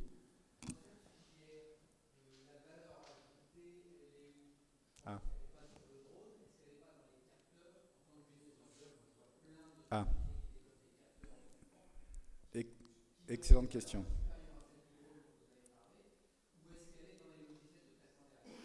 Excellente question. Donc voilà, c'est un excellent exemple. Et pourquoi c'est pas tellement une industrie de filière? Donc nous, on a fabriqué un drone qui se vend à la Fnac, qui est une aile volante, qui coûte, je sais pas, 699 € ou un truc comme ça. Et on a fabriqué un capteur qui a la taille d'une GoPro et qui est vendu 3000 $ et qui fait des photos destinées à l'agriculture dans le proche infrarouge, l'infrarouge moyen, enfin, le bon capteur. Mais c'est pas ça le business model. Ces trucs-là, le business model qu'on développe pour l'agriculture, c'est Uber. C'est qu'on a développé un site web. Ce site web, il est accessible par les coopératives, par les agriculteurs. Ils vous disent, bon, ben moi j'ai un champ et je produis du blé et voilà mes références cadastrales. Et nous, on a une équipe, comme des chauffeurs Uber, on a une vingtaine de types qui ont un drone, qui ne sont pas des employés de Parrot, à qui on envoie un SMS, on leur dit, ben, demain matin à 9 h, il faut que tu ailles au truc cadastral machin. On lui envoie par Internet le plan de vol de son drone, il y va avec son 4x4, il amène son drone, il appuie sur le bouton décoller, il attend le bouton atterrir, il appuie sur un autre bouton, ça envoie tout sur le cloud, dans notre cas, sur le cloud de l'université de Lausanne, Polytechnique de Lausanne. On lui calcule tous ses indices et tous ses machins, et quelques heures après, l'agriculteur a son résultat et on lui vend 10 € l'hectare la prestation. Donc voilà comment des startups, comment nous, on imagine le business. C'est-à-dire qu'on n'en a rien à foutre de l'industrie, si vous voulez, au sens initial. Ce qu'on veut, c'est développer des usages, des services. Donc dans ce cas-là, on pense que pour l'agriculture, ben, il faut fabriquer le drone, il faut savoir faire les capteurs, mais que ce n'est pas très utile de les vendre. Enfin, que le vrai business, ça sera son exploitation. Oui. Même si la technologie elle est prête, etc., le problème c'est la réglementation quelque part. Parce que même si l'équipe se déplace, ce que j'ai compris c'est quand même qu'il y a des demandes à faire qui sont encore aujourd'hui trop lourdes. Oui, mais sur la réglementation, je vais peut-être vous donner mon opinion. J'ai une opinion un peu scabreuse sur la réglementation. Voilà. En règle générale, quand vous montez une nouvelle boîte, en règle générale, ce que vous faites est interdit. Moi, tout ce que j'ai fait, c'était interdit. Donc, non seulement votre conseil d'administration, il est con, il ne comprend pas, mais en plus, il vous dit, attention, tu ne peux pas faire ça, c'est interdit. Par exemple, faire voler des drones, c'est interdit. Si vous connaissez vraiment la réglementation, la DGA interdit de faire voler des bidules en plastique en dehors d'un cadre réglementaire qui est les clubs d'aéromodélistes. Donc c'est interdit. Moi, j'ai monté la boîte sur le téléphone en voiture. Le téléphone en voiture, avec la réglementation en place à l'époque, c'était interdit. Donc, mais par exemple, Google collectait des données personnelles sur les gens quand ils l'ont fait, quand ils ont commencé. C'était interdit. C'était parfaitement interdit. Et ils ont pris le droit, si vous voulez. Donc, en règle générale, quand vous montez une start-up, vous faites un truc interdit. Et la réglementation, en fait, ne peut que suivre les usages. Elle les encadre, si vous voulez. C'est comme le permis de conduire, si vous voulez. La réglementation, elle ne peut pas faire autre chose que dire « bon, c'est autorisé, mais il ne faut pas dépasser le 110 sur l'autoroute. Oui, vous pouvez acheter une Ferrari et une Porsche, mais bon, vous ne dépassez pas le 110. » Et puis, c'est comme ça que ça marche. Et donc, c'est pareil pour les drones, c'est pareil pour téléphoner en voiture. Donc, on s'en fout de la réglementation. Enfin, je dis ça pour amuser. Voilà. Elle s'adaptera. C'est peut-être ce qui fait la force de la France aussi, de savoir transgresser les règles comme ça. Tu voulais poser une question Non. Bon.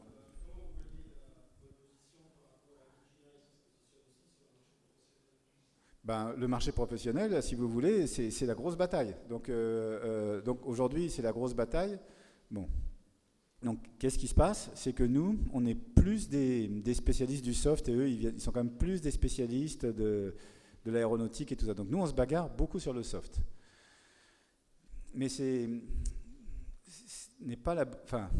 une idée très, très difficile. Si vous voulez, en règle générale, les boîtes, ils ont, disons, un business principal et puis ils essayent toujours de se développer sur les nouveaux marchés. Par exemple, Orange a exploité le réseau télécom français qui vient du monopole historique et ils se sont toujours dit, mais nous, ce qu'on va faire, on va devenir une boîte de services, on va créer des services, ils ont même créé des chaînes de télé, etc. etc.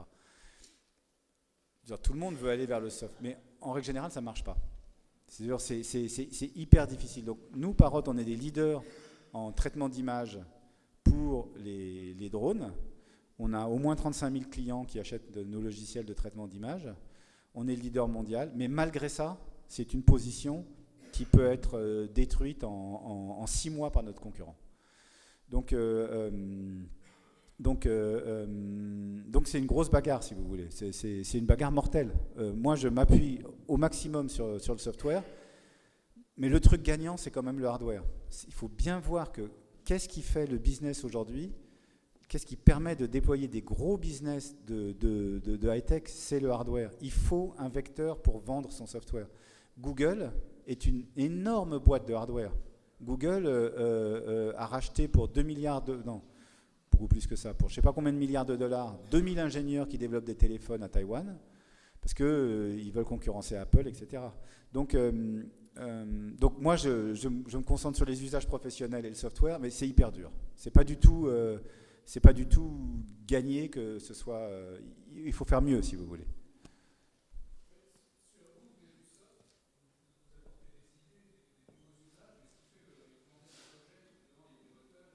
Ouais. Ouais. Ouais. Ouais. Alors, effectivement, moi, moi, à titre personnel, je suis un développeur de soft et j'ai travaillé dans beaucoup de boîtes où on faisait du hard. Donc, si tu veux, je ne sais pas faire du hard, mais je sais parler à un hardeux.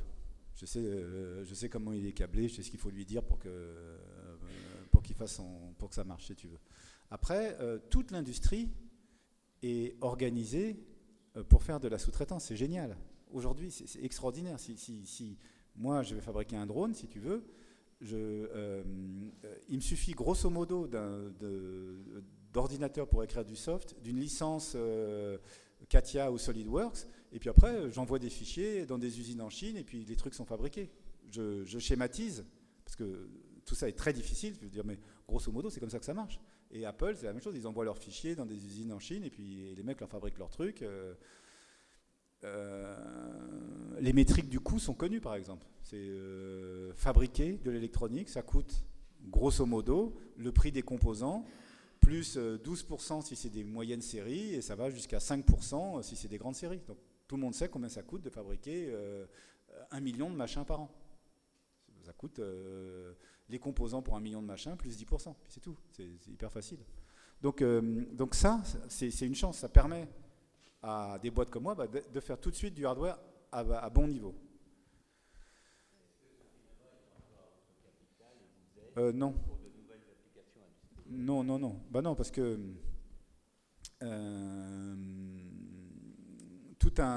il y a un temps pour tout. Donc l'investisseur en capital risque, l'investisseur, il y a au moins 2 typologies. Il y a la typologie investisseur initial, seed money. Lui, son objectif, c'est d'investir le premier argent, disons le premier million, et il veut un retour sur investissement au bout de 5 ou 6 ans, et il cherche quand même à faire 5-6 fois sa mise, et il accepte un taux de casse de 4 ou 5 fois. Enfin, voilà, grosso modo. Donc Sofinnova, un jour, ils m'ont appelé, et ils m'ont dit, maintenant, il faut que tu vendes la boîte. Et au bout de 6 ans, ils m'ont appelé, et moi, je leur ai dit, non, je ne vends pas la boîte. Et donc, ça a été conflictuel, mais c'est normal, si vous voulez, on a trouvé une solution, et Sofinnova a vendu ses parts, principalement à une autre boîte, et 2 ans après, on faisait l'introduction en bourse. Donc j'ai eu un fonds de growth, en fait, de croissance, qui est la deuxième typologie du capital risque. C'est des types qui arrivent sur des boîtes qui font déjà du chiffre d'affaires et qui veulent passer la boîte, disons, de 2 millions de chiffre d'affaires à 100 millions. Et là, ça, c'est la deuxième étape, l'investissement en croissance. Et puis après, la troisième étape, c'est ou aller à la bourse ou se faire racheter par un groupe informatique. Voilà la logique. Donc Sophie Nova n'est plus au capital. Vas-y. Excusez-moi. Moi, je voudrais revenir sur le débat entre le soft et le hard. Est-ce que c'est pas justement cette focalisation sur le soft qui fait que Parrot a perdu son avance par rapport à Digi? Parce que si on regarde ce que faisait Parrot sur l'AirDrone et la façon dont c'était agencé techniquement d'un point de vue logiciel, et si on regarde les machines que sort Digi maintenant, c'est le soft que vous aviez il y a 7-8 ans. Au final, en termes de stabilisation. Non, mais bien sûr. Mais c'est pas. En fait, par rapport à notre concurrent, si tu veux, le problème, c'est pas qu'on fasse plus de soft ou plus de. Tout ça, c'est pas important. On est des ingénieurs, on est là pour bosser, pour résoudre des problèmes. La différence, c'est le positionnement. C'est uniquement ça. Moi, je viens du grand public. J'ai été voir les gens du jeu vidéo. Ils m'ont dit, on vend rien au-dessus de $300. Au fond de moi-même, je me dis, je suis pas con, donc il faut que j'écoute ce qu'on me dise, si tu veux. Et puis donc, je me suis cassé les pieds à faire un drone à $300. Et c'est hyper dur. Et donc, ça m'a pris 5 ans. DJI, ils sont pas posé le problème. Ils se sont posé le problème de comment je peux trimballer une GoPro. Et puis voilà, c'est uniquement ça la différence. Et cette simple différence de positionnement, ça fait 5 années ou 6 années après, ça fait la différence. Et ça, si tu veux, c'est au feeling que ça se fait. Parce que s'il y a un truc dont je peux garantir à tout le monde dans cette salle, c'est qu'il ne faut pas faire d'études de marché. Au stade initial, ça ne sert à rien. Les études de marché, elles vous servent quand il y a un marché qui existe. C'est-à-dire, si vous vendez des Volkswagen Golf, quand vous faites la Volkswagen Golf version 5, vous pouvez décider est-ce qu'il vaut mieux avoir un moteur un peu plus puissant ou, je sais pas, un meilleur autoradio. Là, votre marché, il vous dira vous pouvez l'interroger. Mais savoir s'il faut faire un drone à $300 ou à $1000, si vous interrogez des gens dans la rue ou des consommateurs, il n'y en a pas. Donc, ça ne sert à rien. Je voulais savoir si vous aviez d'autres marchés que l'agriculture, mais plus largement, tous les grands acteurs bénéficient de marchés publics qui sont des aides implicites, en fait. Est-ce que vous en avez? On n'en veut surtout pas. Donc moi, je suis contre toutes les aides publiques. Marché public, pareil. Je suis contre tous les marchés, pour ma boîte, si vous voulez. Pas parce que je trouve ça pas bien de fournir des trucs à des administrations et tout ça. Je trouve ça très bien. C'est que c'est une pilule empoisonnée. Le truc, c'est l'accès au marché, l'accès au financement, la vitesse. Et donc, nous, si on va voir la SNCF, le problème, c'est qu'ils sont intelligents. Donc, ils disent, ouais, votre drone, il est bien, mais nous, on voudrait ci et ça. Et puis, moi, ils ont raison, si vous voulez. Mais moi, je ne veux pas faire un drone pour la SNCF. Ils vont peut-être m'en acheter, je sais pas moi, 500 dans le meilleur des cas dans l'année. Moi, il faut que je fasse un truc. Il faut au moins que j'arrive à vendre, disons, il faut au moins que j'arrive à vendre 25 000 ou 30 000 produits par semaine. Donc, je veux dire, ça rigole pas. Et parce que je suis capable de vendre 20 000 ou 25 000 produits par semaine, je peux aller voir le fabricant de composants, je peux lui dire, moi, ton chip de téléphone, il me le faut à tel prix, si vous voulez. Et donc, je suis dans le circuit. Donc,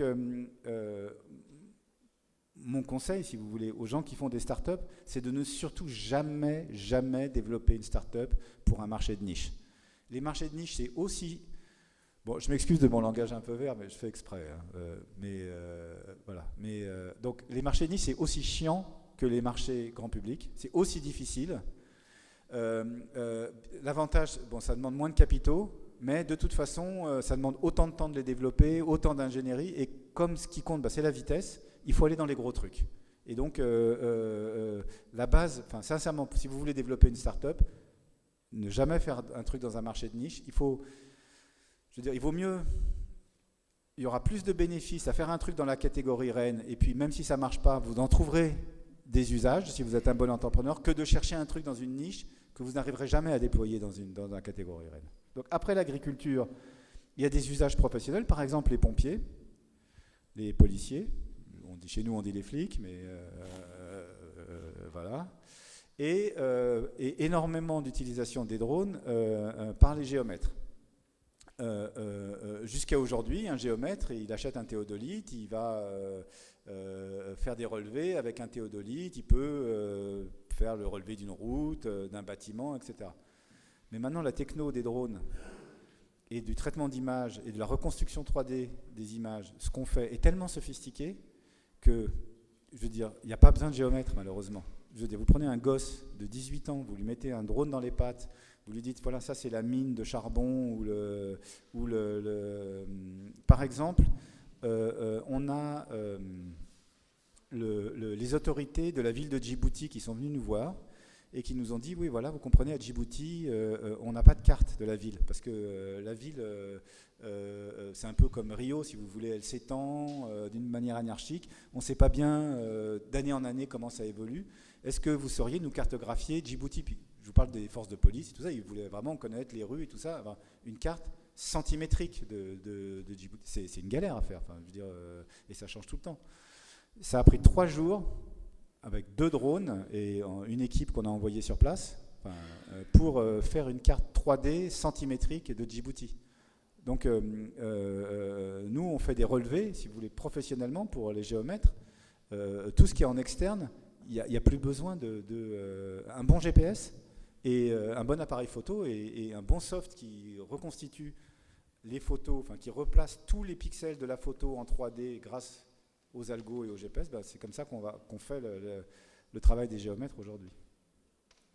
Donc jusqu'à où ça va aller? Sincèrement, c'est impossible à dire.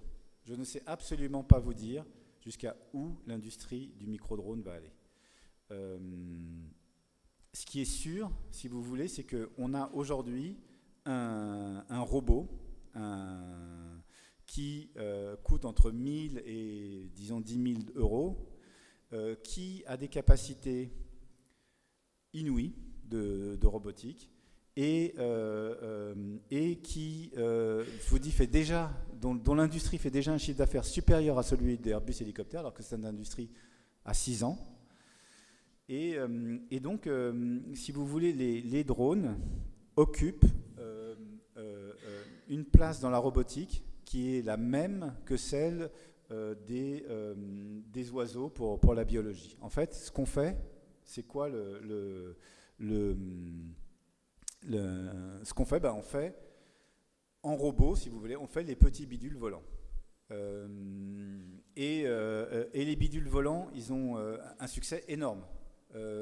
Moi, j'ai lu dans un article de biologie récemment, un article dont le thème était « Les petits oiseaux sont un des plus grands succès de l'évolution ». Vous savez que les oiseaux, grosso modo, le plus grand oiseau qui vole en Europe, c'est la cigogne. Et le cahier des charges de la cigogne, on me l'a fait lire, on me l'a envoyé. C'est vous partez d'Alsace et vous devez aller au Maroc en 2 jours et demi, quand l'hiver arrive. Et ça, en transportant un bébé. C'est ça le cahier des charges de la cigogne. Eh bien, l'hirondelle, qui pèse 8 grammes, elle fait la même chose. Il faut bien voir qu'en matière de trucs volants, l'échelle, l'économie que vous obtenez en réduisant l'échelle de l'objet volant est extrêmement bénéficiaire. Plus c'est petit, mieux c'est.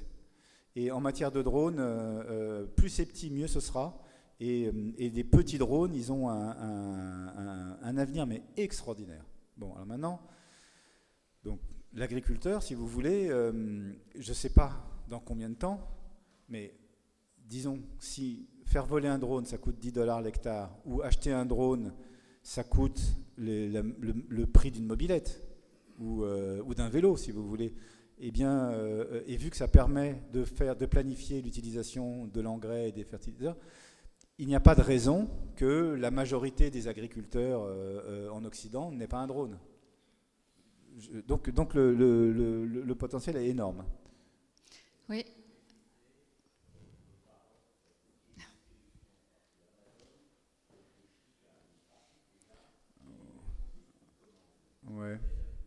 Ouais, c'est pas notre truc. On connaît bien les gens d'Amazon qui font ça.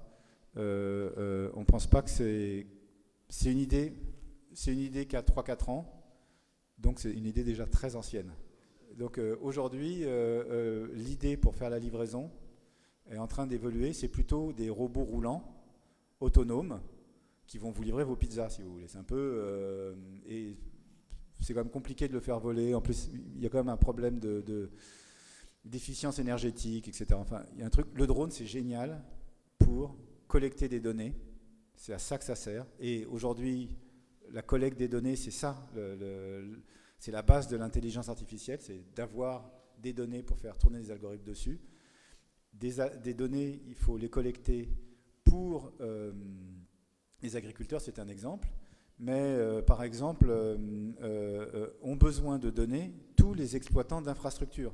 Et ils n'ont pas de très bonnes données, en fait. C'est-à-dire qui possèdent des réseaux ferroviaires, des lignes à haute tension, des autoroutes et tout ça, des ponts, des immeubles et tout ça. Ben, pour mieux gérer leur truc, s'ils avaient des données exactes, par exemple, quand vous mettez une caméra infrarouge sur un drone, vous pouvez avoir la carte 3D de l'image infrarouge d'un bâtiment, et donc vous pouvez savoir par quelle fenêtre la température s'échappe.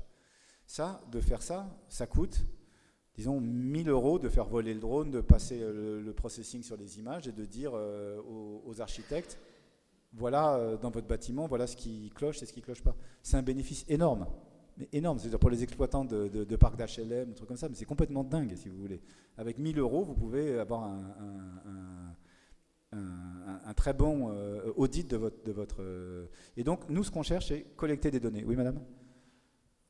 Moi, je voulais juste poser une question avant de partir. Vas-y. Je suis pharmacienne, je travaille sur un projet de dispensation de médicaments et je sais qu'il y a déjà eu des tests aux États-Unis de livraison, alors on revient sur la livraison, dans les zones isolées. Est-ce qu'il ne pourrait pas y avoir un développement et une valeur ajoutée pour des livraisons particulières en matière de santé sur des territoires un peu isolés ? Alors oui, donc il y a beaucoup d'expérimentations de livraison de médicaments. Il y a un autre truc, c'est dans l'autre sens, c'est-à-dire là c'est des pharmacies vers les utilisateurs, mais il y a aussi des patients vers les hôpitaux. Il y a la livraison des tests sanguins aussi. Par exemple en Afrique, ça serait facile de faire les prélèvements remotely, enfin n'importe où, et d'envoyer avec un drone les prélèvements dans des centres de traitement et faire des prélèvements. Donc il y a plein de possibilités dans ce genre-là. Mais, là encore, ce que je vous dis, moi, mon enjeu, si vous voulez, c'est quand même que ma boîte peut disparaître dans 3 ans. Moi, j'ai toujours eu une boîte qui peut disparaître dans 3 ans. Donc, moi, ce qu'il faut que je trouve, c'est des business qui valent 50 ou 100 millions de chiffre d'affaires dans 3-4 ans. Je ne peux pas... et donc, c'est ça la difficulté. C'est ça la grosse difficulté. Et là, disons que nous, ce qu'on voit chez Parrot, c'est que l'intérêt principal des drones, c'est l'imagerie, la photo aérienne et le traitement des images et tout le big data qu'on fait avec ces images. Vas-y.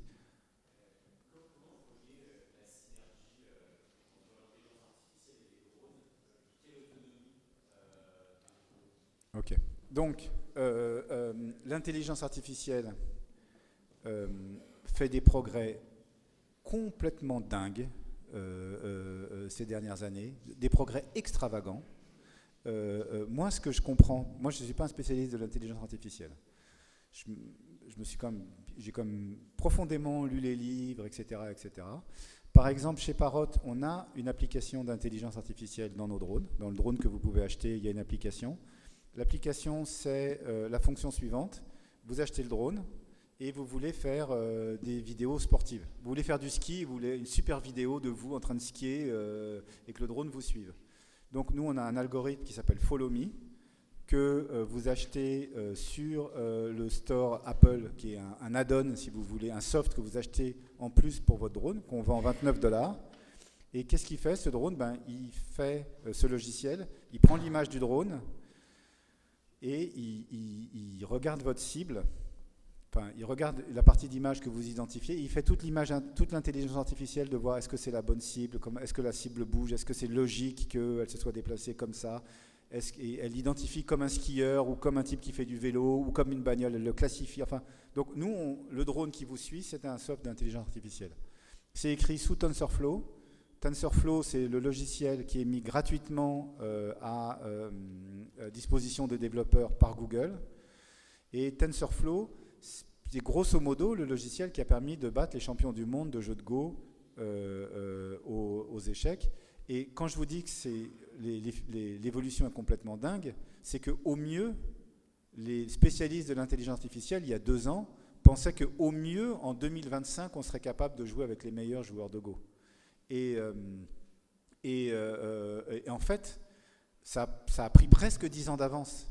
L'intelligence artificielle a presque pris, comme les micro-drones quand on est arrivé, si vous voulez, on a pris quasiment 10 ans d'avance. Au mieux, ce que pensaient les gens d'Airbus, on l'a fait en 2-3 ans, tu vois, ce qui aurait dû prendre 10 ans. Et donc, l'intelligence artificielle fait des progrès énormes. Et ça, c'est aussi une nouveauté. Et donc, les drones sont, pour nous, le support de l'intelligence artificielle. Donc, la deuxième question, c'est l'autonomie. Est-ce que les drones vont pouvoir voler d'une manière... Est-ce qu'on est capable de faire des drones entièrement autonomes bientôt ? Comme est-ce qu'on est capable de faire des voitures entièrement autonomes bientôt ? La réponse est oui. Mais c'est pas oui, c'est pas un demi-oui, c'est oui à 100%. C'est-à-dire que vont apparaître peut-être cette année ou peut-être l'année prochaine. Ça va pas durer moins de 12 mois. Dans 12 mois, il y aura sur le marché un drone 100% autonome. C'est sûr. Nous-mêmes, on travaille dessus depuis au moins 6 ans. On a au moins investi 30 millions d'euros sur le vol autonome des drones. Les algorithmes commencent à être là. Il y a une famille d'algorithmes qui s'appelle SLAM, qui permet de faire l'autonomie complète. Et donc, un drone à qui on dirait, écoute, tu te balades dans cette pièce, tu te colles à 2 mètres du mur, et 2 mètres du plafond, et 2 mètres du sol, et tu me photographies toute la pièce, et moi je veux un modèle 3D de la pièce avec une précision de 1 mm, et bien ça va arriver dans les 12 mois qui viennent. Voilà mon pronostic. Donc, autonome, c'est-à-dire vous ne connaîtrez rien l'autonomie, c'est ça. C'est-à-dire que voilà, l'autonomie, c'est vous rentrez dans une station de métro à laquelle vous n'êtes jamais rentré et vous êtes capable d'une manière autonome d'aller sur le quai. Il n'y a personne pour vous aider, il y a juste le fait que vous savez qu'il y a une certaine signalisation et c'est tout, quoi. Ouais. Vous n'aviez pas parlé d'applications indoor avant. Est-ce qu'il y en a qui sont développées ? Et autre question, est-ce que vous envisagez la concurrence d'acteurs dans les photos satellites, un peu comme Planet Lab ? Ok. Alors, donc, oui, il y aura énormément d'applications indoor, mais il n'y a pas de business aujourd'hui. Mais oui. Par exemple, on peut imaginer que les premiers trucs qu'il y aura, ce sera des trucs comme ça. Voilà, les premières applications, pas vraiment indoor, mais connexes. Quand un avion vole, un avion d'Air France fait 100 heures de vol, il y a un certain niveau d'inspection qu'il faut faire. Ou par exemple, quand un avion prend la foudre, et ça arrive quotidiennement, l'avion prend la foudre, il y a réglementairement, il faut faire une inspection visuelle de l'avion après son atterrissage. Et donc, on peut prendre un drone autonome et lui dire, fais-moi le tour de l'avion, ne t'approche pas à moins de 3 mètres et fais-moi des photos de tout l'avion et dis-moi s'il y a un impact visible. Voilà une tâche qu'on pourrait autonomiser. Donc ça va commencer comme ça, si tu veux. Mais on peut imaginer que le drone pourrait devenir peintre en bâtiment. Tu vois, on peut imaginer que tu peux mettre un pot de peinture au milieu de la pièce, là, et le drone, il a une capacité d'emport, je sais pas moi, d'1 litre de peinture, tu vois, et tu dis, tiens, je voudrais peindre la pièce en rose. Donc tu dis au drone, peins-moi la pièce en rose, le pot de peinture est là, tu te démerdes, et lui, il va faire il va voler, il va aller chercher, remplir son réservoir de peinture, il va atterrir à côté du pot de peinture, il va faire ça va arriver, mais vous allez voir, je veux dire, ça va pas arriver dans 10 ans ou dans 15 ans, je veux dire, dans quelques années, dans 3-4 ans, vous aurez des applications comme ça. En tout cas, je ne sais pas si c'est un business, je n'y travaille pas, mais c'est exactement ce genre de tâches que les startups aujourd'hui qui travaillent dans les drones peuvent adresser. Je continue. Un truc marrant que nous on fait. Donc un truc marrant, je vais vous parler des trucs marrants qu'on fait. On développe depuis 3 ans, on finance une startup qui fait ça, parce que Si tu veux, nous, on agit aussi à la Google, c'est-à-dire qu'au bout d'un certain temps, quand la boîte a une certaine taille, tu ne peux plus développer beaucoup de choses en interne. Ça ne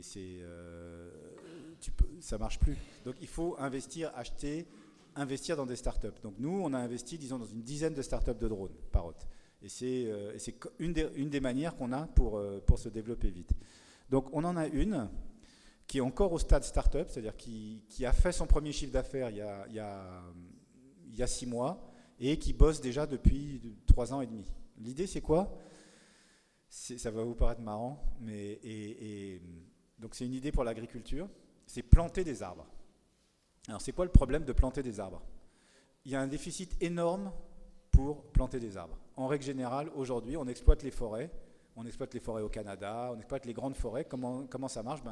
On descend des mecs en hélicoptère avec des tronçonneuses, ils coupent les arbres, on fout les arbres dans les rivières ou on les récupère avec l'hélico, et quand c'est coupé, on revient 70 ans après et ça repousse naturellement. Et ça, c'est comme ça que sont gérées les grandes forêts. Mais en fait, c'est un peu con parce que d'abord, ça marche pour le Canada, etc. Mais il y a plein de pays où c'est moins bien organisé, on ne peut pas l'organiser comme ça. Et puis aussi, il y a un grand besoin. Et en règle générale, les forêts, elles sont difficiles d'accès. Aujourd'hui, dans notre monde, à nous, toutes les terres arables, elles sont plantées, elles sont utilisées pour la production agricole, si tu veux. Et donc, qu'est-ce qui reste ? Les forêts, elles sont dans les Alpes, elles sont dans les Vosges, elles sont dans des endroits vraiment où c'est très difficile de les planter. Et puis, il y a des forêts qui brûlent, et puis on ne peut pas mettre les espèces qu'on veut, etc. Donc, on a une start-up qui a pris, vous savez, il y a un jeu qui s'appelle le paintball, là où on tire des billes de peinture. Donc on a pris un pistolet de paintball, on l'a mis sur un drone, et cette start-up a développé l'invention de cette start-up, c'est un truc qui est l'équivalent d'une balle de paintball, donc qui pèse 1 gramme, qui est une boule comme ça, qui peut se tirer dans un pistolet de paintball, qui contient de la terre, une graine germée, une graine qui a déjà 3 semaines, et de l'engrais. Et avec un bon GPS, un GPS centimétrique, on fait voler un drone dans des montagnes, dans des endroits bien merdiques, et on envoie les graines avec le truc de paintball à 3 mètres de hauteur. On fait attention à ne pas l'envoyer sur les cailloux, à la mettre à un endroit où le software de reconnaissance trouve de la bonne terre, si tu veux, et on plante des forêts comme ça. Si on arrive, on sera capable de planter des forêts en Afrique. On sera capable de planter des forêts. Donc pour le moment, on essaye que les trucs réglementaires. Par exemple, les types qui exploitent des mines à ciel ouvert, en Australie par exemple, en Australie, il y a une réglementation.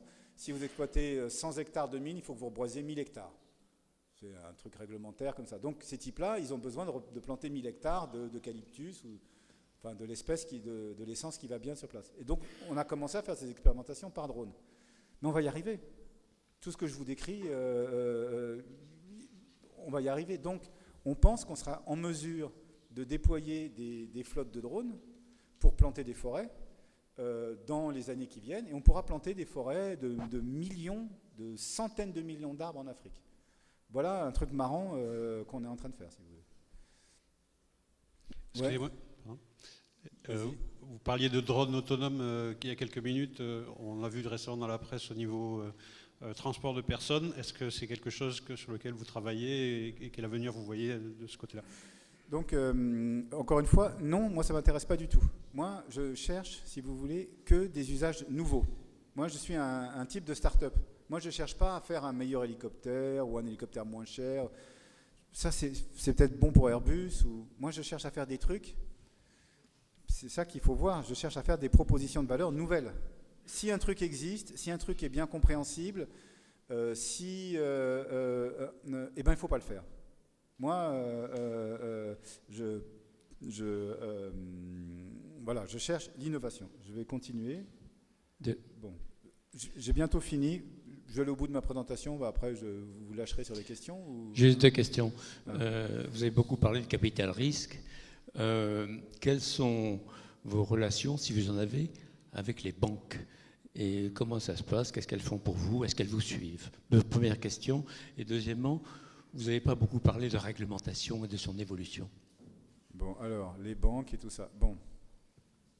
Alors, il faut voir que, si vous voulez, la high-tech, je vais vous dire un truc, comme je le pense si vous voulez, mais la high-tech n'a pas besoin de banque.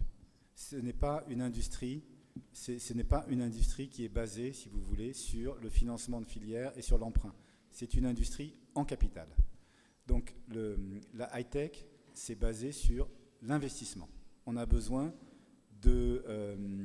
d'investissement, et ce n'est pas le rôle des banques. Les banques ne sont pas investisseurs en capital. Donc la high-tech, c'est toujours passer des banques, si vous voulez, des banques traditionnelles. Et surtout, il ne faut surtout pas aller voir des banques, ils ne comprennent rien à ce qu'on fait. Et de toute façon, on ne peut pas emprunter, on ne peut pas donner une garantie. Donc la high-tech se développe en capital, sans les banques. Enfin, même aux États-Unis. Même aux États-Unis, bien sûr, même aux États-Unis. Bon, après, la partie, par exemple, on utilise beaucoup la partie banque d'affaires. Parce que quand on a besoin de lever du capital, bon, au fond, il y a quand même des professionnels de la levée de capital à la Banque Lazare et à la Banque Rothschild à Paris, des types qui peuvent aller présenter un dossier et aller voir les opérateurs sur les marchés, si c'est en bourse ou le private equity, si c'est privé. Donc on utilise la banque d'affaires en amont pour le capital. Et aussi, c'est une industrie, la high-tech, qui a beaucoup de fusions-acquisitions. Moi-même, j'ai acheté beaucoup de boîtes de drones. Ce n'est pas vraiment acheté, j'ai financé ou participé au financement de beaucoup de boîtes de drones. Donc, de ce point de vue-là, on a beaucoup de relations avec les banques. Mais la banque, si vous voulez, l'emprunt, ce n'est pas dans notre métier, en fait. Et c'était quoi la deuxième question ? Réglementation, comment vous voyez ça évoluer ? Le quoi ? La réglementation. Mais je vous ai déjà dit, je m'en fiche de la réglementation. Je m'en fiche, mais vous l'avez déjà dit, complètement. Mais donc elle évoluera, si vous voulez. Moi, ce que je remarque, c'est que la réglementation suit le besoin. Vous voyez, et donc l'administration est en faveur du développement industriel. L'administration française, comme l'administration américaine, nous aide. Ils créent des réglementations, des fois d'une manière trop autonome, ils font des idées à eux. Mais quand ils créent une réglementation qui ne va pas, si vous voulez, qui est trop contraignante, par exemple, 2-3 ans après, ils reviennent en arrière parce qu'ils voient bien que le marché n'est pas comme ça, etc. Donc, moi, personnellement, je suis la réglementation, je fais très attention à la suivre, mais ce n'est absolument pas une donnée d'entrée pour définir quel sera le business de demain. Mais est-ce qu'il y a des lobbies qui peuvent peser sur la réglementation au niveau de ces professions-là ? Il y a des lobbies. Au niveau européen, quoi. Ouais, au niveau mondial même. Par exemple, nous, avec nos concurrents, on finance des avocats à Washington, donc on fait du lobbying, si vous voulez. Mais du petit lobbying, hein, c'est pas du... Tu vois, enfin, ça s'arrête là. Donc, je voudrais conclure, peut-être, comme ça je conclus, et puis voilà. Donc ma conclusion, si vous voulez, donc, c'est la chose suivante. 1, l'industrie du drone, c'est une partie de l'industrie de la high-tech. L'industrie de la high-tech, sa caractéristique, c'est que ça va très très vite, et ça, c'est quand même une très bonne nouvelle. Ça veut dire que même s'il n'y a pas eu de succès en Europe, ça veut dire qu'il y en aura. Maintenant, à quelle échelle ? Il y en aura. Pourquoi ? Parce que dans 2 ou 3 ans, ça peut prendre 2 ou 3 ans un grand succès. Donc il y en aura. Malgré tout, il y en aura, mais malgré tout, si vous voulez, on n'est pas à l'épicentre de cette nouvelle industrie et on ne le saura jamais. On ne le saura jamais. Il ne faut pas rêver les Marcel Dassault, les Louis Renault, les Gustave Eiffel. Pour nous, dans la high-tech, ça ne sera en France, il y en aura peut-être, mais ça sera anecdotique. Il y en aura peut-être 1 ou 2. Et que malheureusement, cette industrie ne se développera ni en France ni en Europe. Mais bon, un monde global, c'est quand même cool. Et personnellement, je pense bien que j'y arriverai et à faire une grosse boîte. Et puis voilà ma conclusion. Je vous remercie.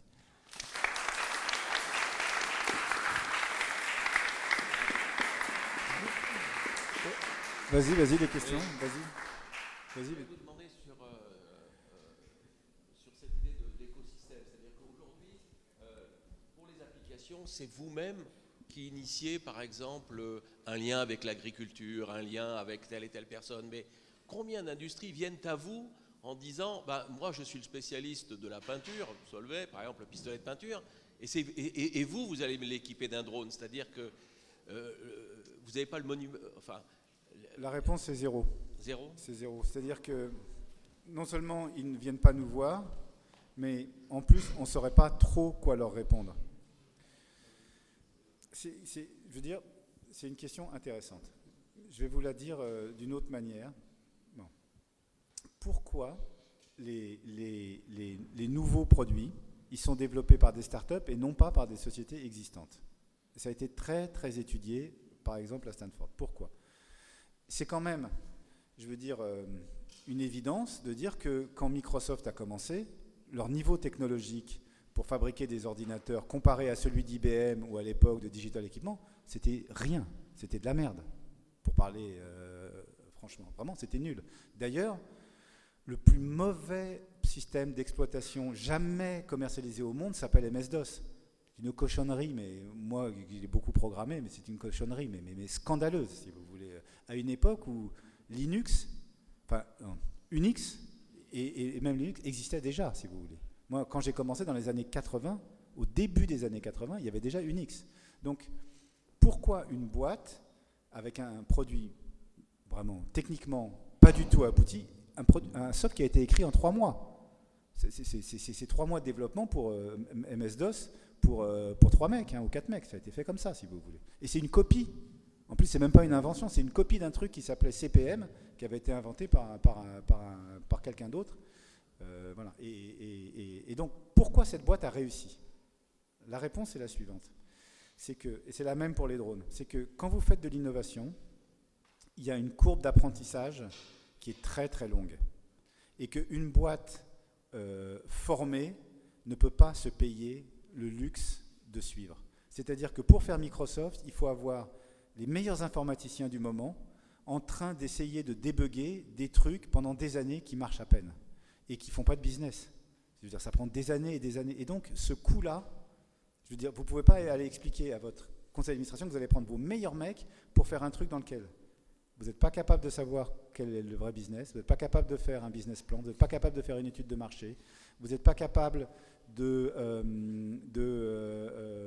n'êtes pas capable vraiment de dimensionner le business. Et donc, pour cette seule raison, il n'y a que les startups qui peuvent y aller, si vous voulez. Et donc, il y a des évidences, comme les micro-ordinateurs, même le téléphone portable, si vous voulez. L'industrie du téléphone est une des plus anciennes industries d'électronique. Ericsson, c'est une boîte qui a plus de 100 ans, c'est une boîte extraordinaire. Siemens, qui a développé tous les câbles sous-marins, c'était des boîtes extraordinaires. Il y a, encore dans les années 60 ou 70, c'est des leaders mondiaux. Ils ont été vraiment incapables de tenir la distance, même quand ils ont réussi, comme dans le cas d'Ericsson. Donc, c'est cette vitesse, c'est cette nouvelle façon de faire qui est complètement différente entre l'industrie ancienne et l'industrie nouvelle. Et ça, c'est vraiment une barrière de génération. Moi, j'ai eu plein de clients en France, en Allemagne, presque tous les constructeurs de voitures. Je sais comment ils font. J'ai eu le seul client, c'était Tesla. Je sais comment ils font. C'est complètement différent. La manière de faire, mais c'est complètement différent. La prise de décision, une décision complexe, technologique, chez Renault, ça prend au moins 1 an. Quand je vous dis au moins 1 an, ça en prend plutôt 5. Non mais c'est vrai, non mais c'est compliqué, mais il faut voir leurs problèmes, il faut voir les questions de marge, il faut voir comment c'est structuré. Moi je comprends que les questions technologiques soient très dures à répondre.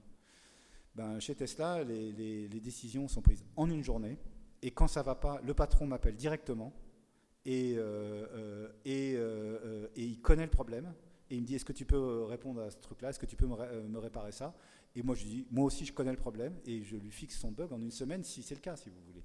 C'est des 2 exemples extrêmes, mais je veux dire, Carlos Ghosn, c'est un super bon patron pour Renault.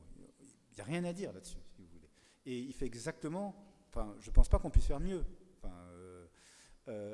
Mais il ne pourra jamais faire la compétition à Elon Musk. C'est impossible, je veux dire, sur un nouveau produit. C'est impossible. Toute la boîte ne marche pas comme il faut, quoi.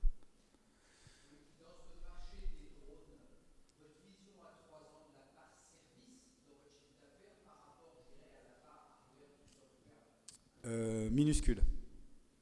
Minuscule. C'est ça aussi le problème. C'est pour ça que, je veux dire, en service, pour passer de 0 à 100 millions de dollars, il faut 20 ans.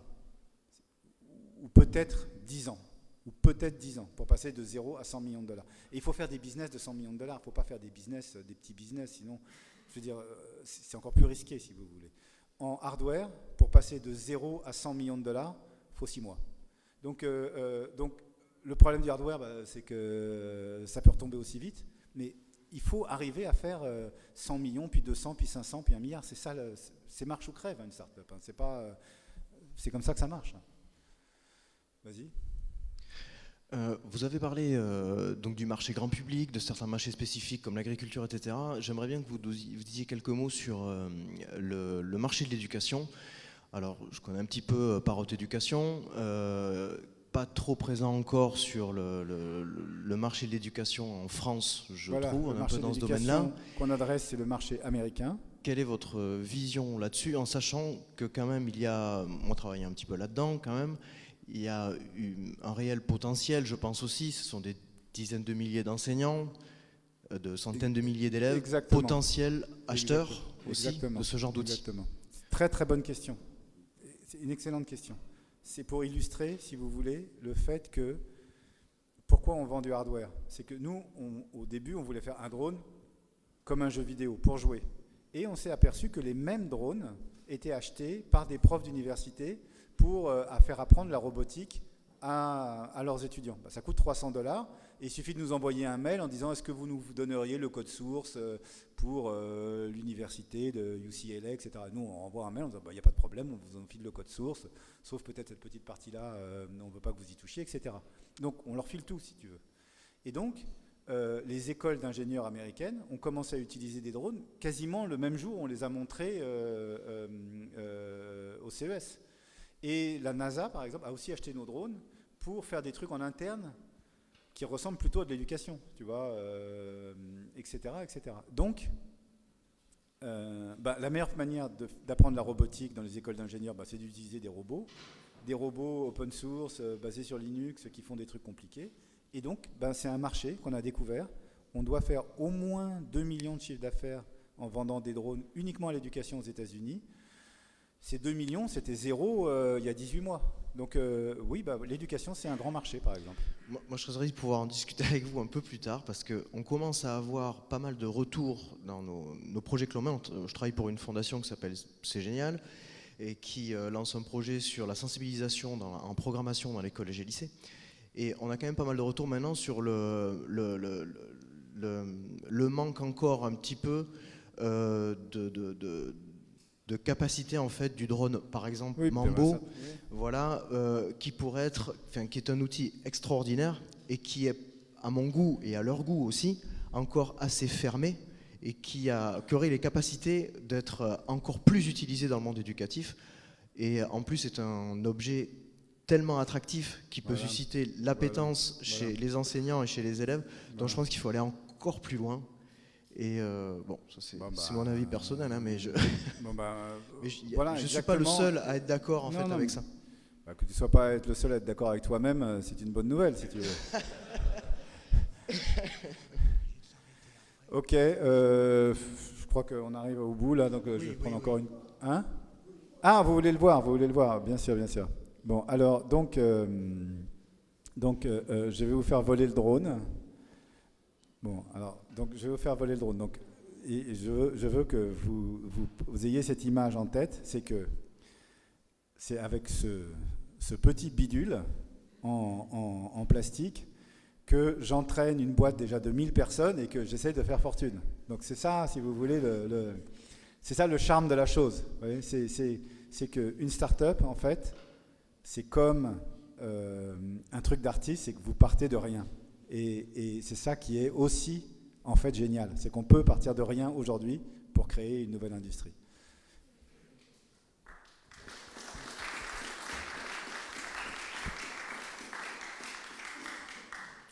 Bon, bien sûr, c'est interdit, hein, donc, de faire voler des drones en public, enfin devant une assemblée. Donc je vais essayer de le faire voler dans le truc central là. Et aussi, dites-vous bien que je suis un type de soft. Donc dyslexique, quasi autiste, vous voyez les mecs qui écrivent du soft, vous à peine leur parler, ils vous répondent pas, etc. Donc pour moi, ce que je sais faire, c'est, si vous voulez, j'ai aucun permis ni de conduire, ni de piloter un avion. Je peux faire du vélo, mais au-delà, c'est déconseillé, quoi. Donc je peux me planter dans le lustre et tout ça.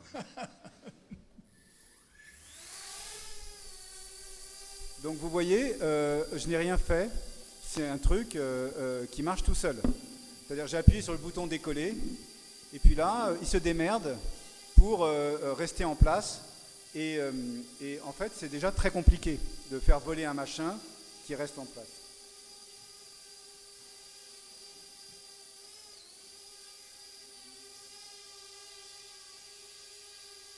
Bon.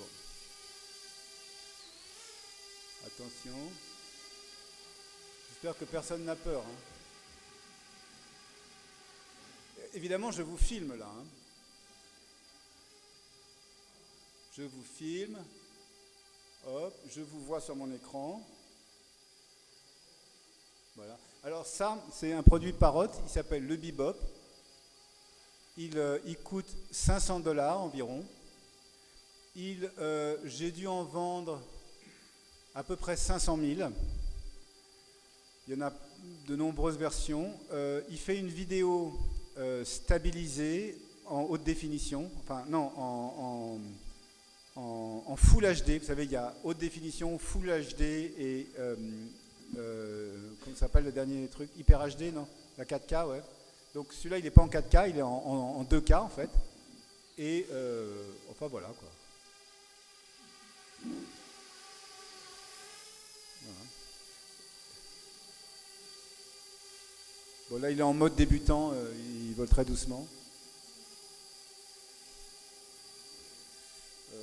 Vous voyez, je vois ce qu'il y a à l'écran, là, oui, il est devant la fenêtre, là, voilà. Et donc, tout le monde peut piloter ça, enfin, c'est fait pour des enfants. Hein. Je vais monter jusqu'au plafond, tiens.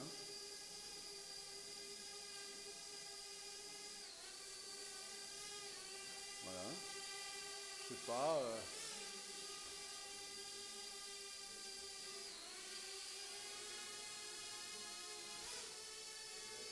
Bon, une dernière fois, j'essaie de ne pas me prendre le lustre.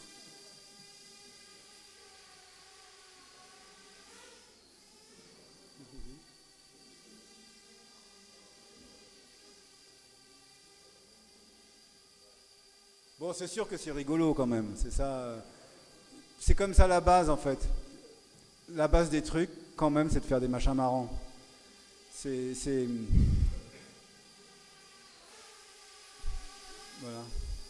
D'ailleurs, moi-même, je m'amuse beaucoup en ce moment. Voilà.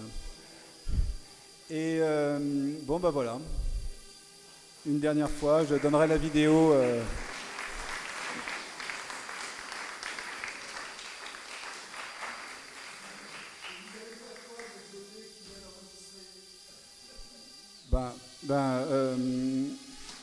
C'est une grande question. Donc, on collecte énormément de données. Dont on ne sait pas quoi faire aujourd'hui, et c'est très bien, on est très content, on ne sait pas quoi en faire. En particulier, c'est toutes ces questions de réglementation, il y a des zones floues par exemple. On a des drones professionnels, je vous dis, on a 35 000 utilisateurs de logiciels de cartographie. Eh bien, on accumule énormément de données de cartographie, nous qui nous servent au développement. Par exemple, nous, on a des statistiques très fines sur comment les gens utilisent les drones, et donc on se sert des données pour ça. Puis on stocke des données, on ne sait pas quel sera leur avenir. Voilà, merci beaucoup. Et voilà. Merci beaucoup.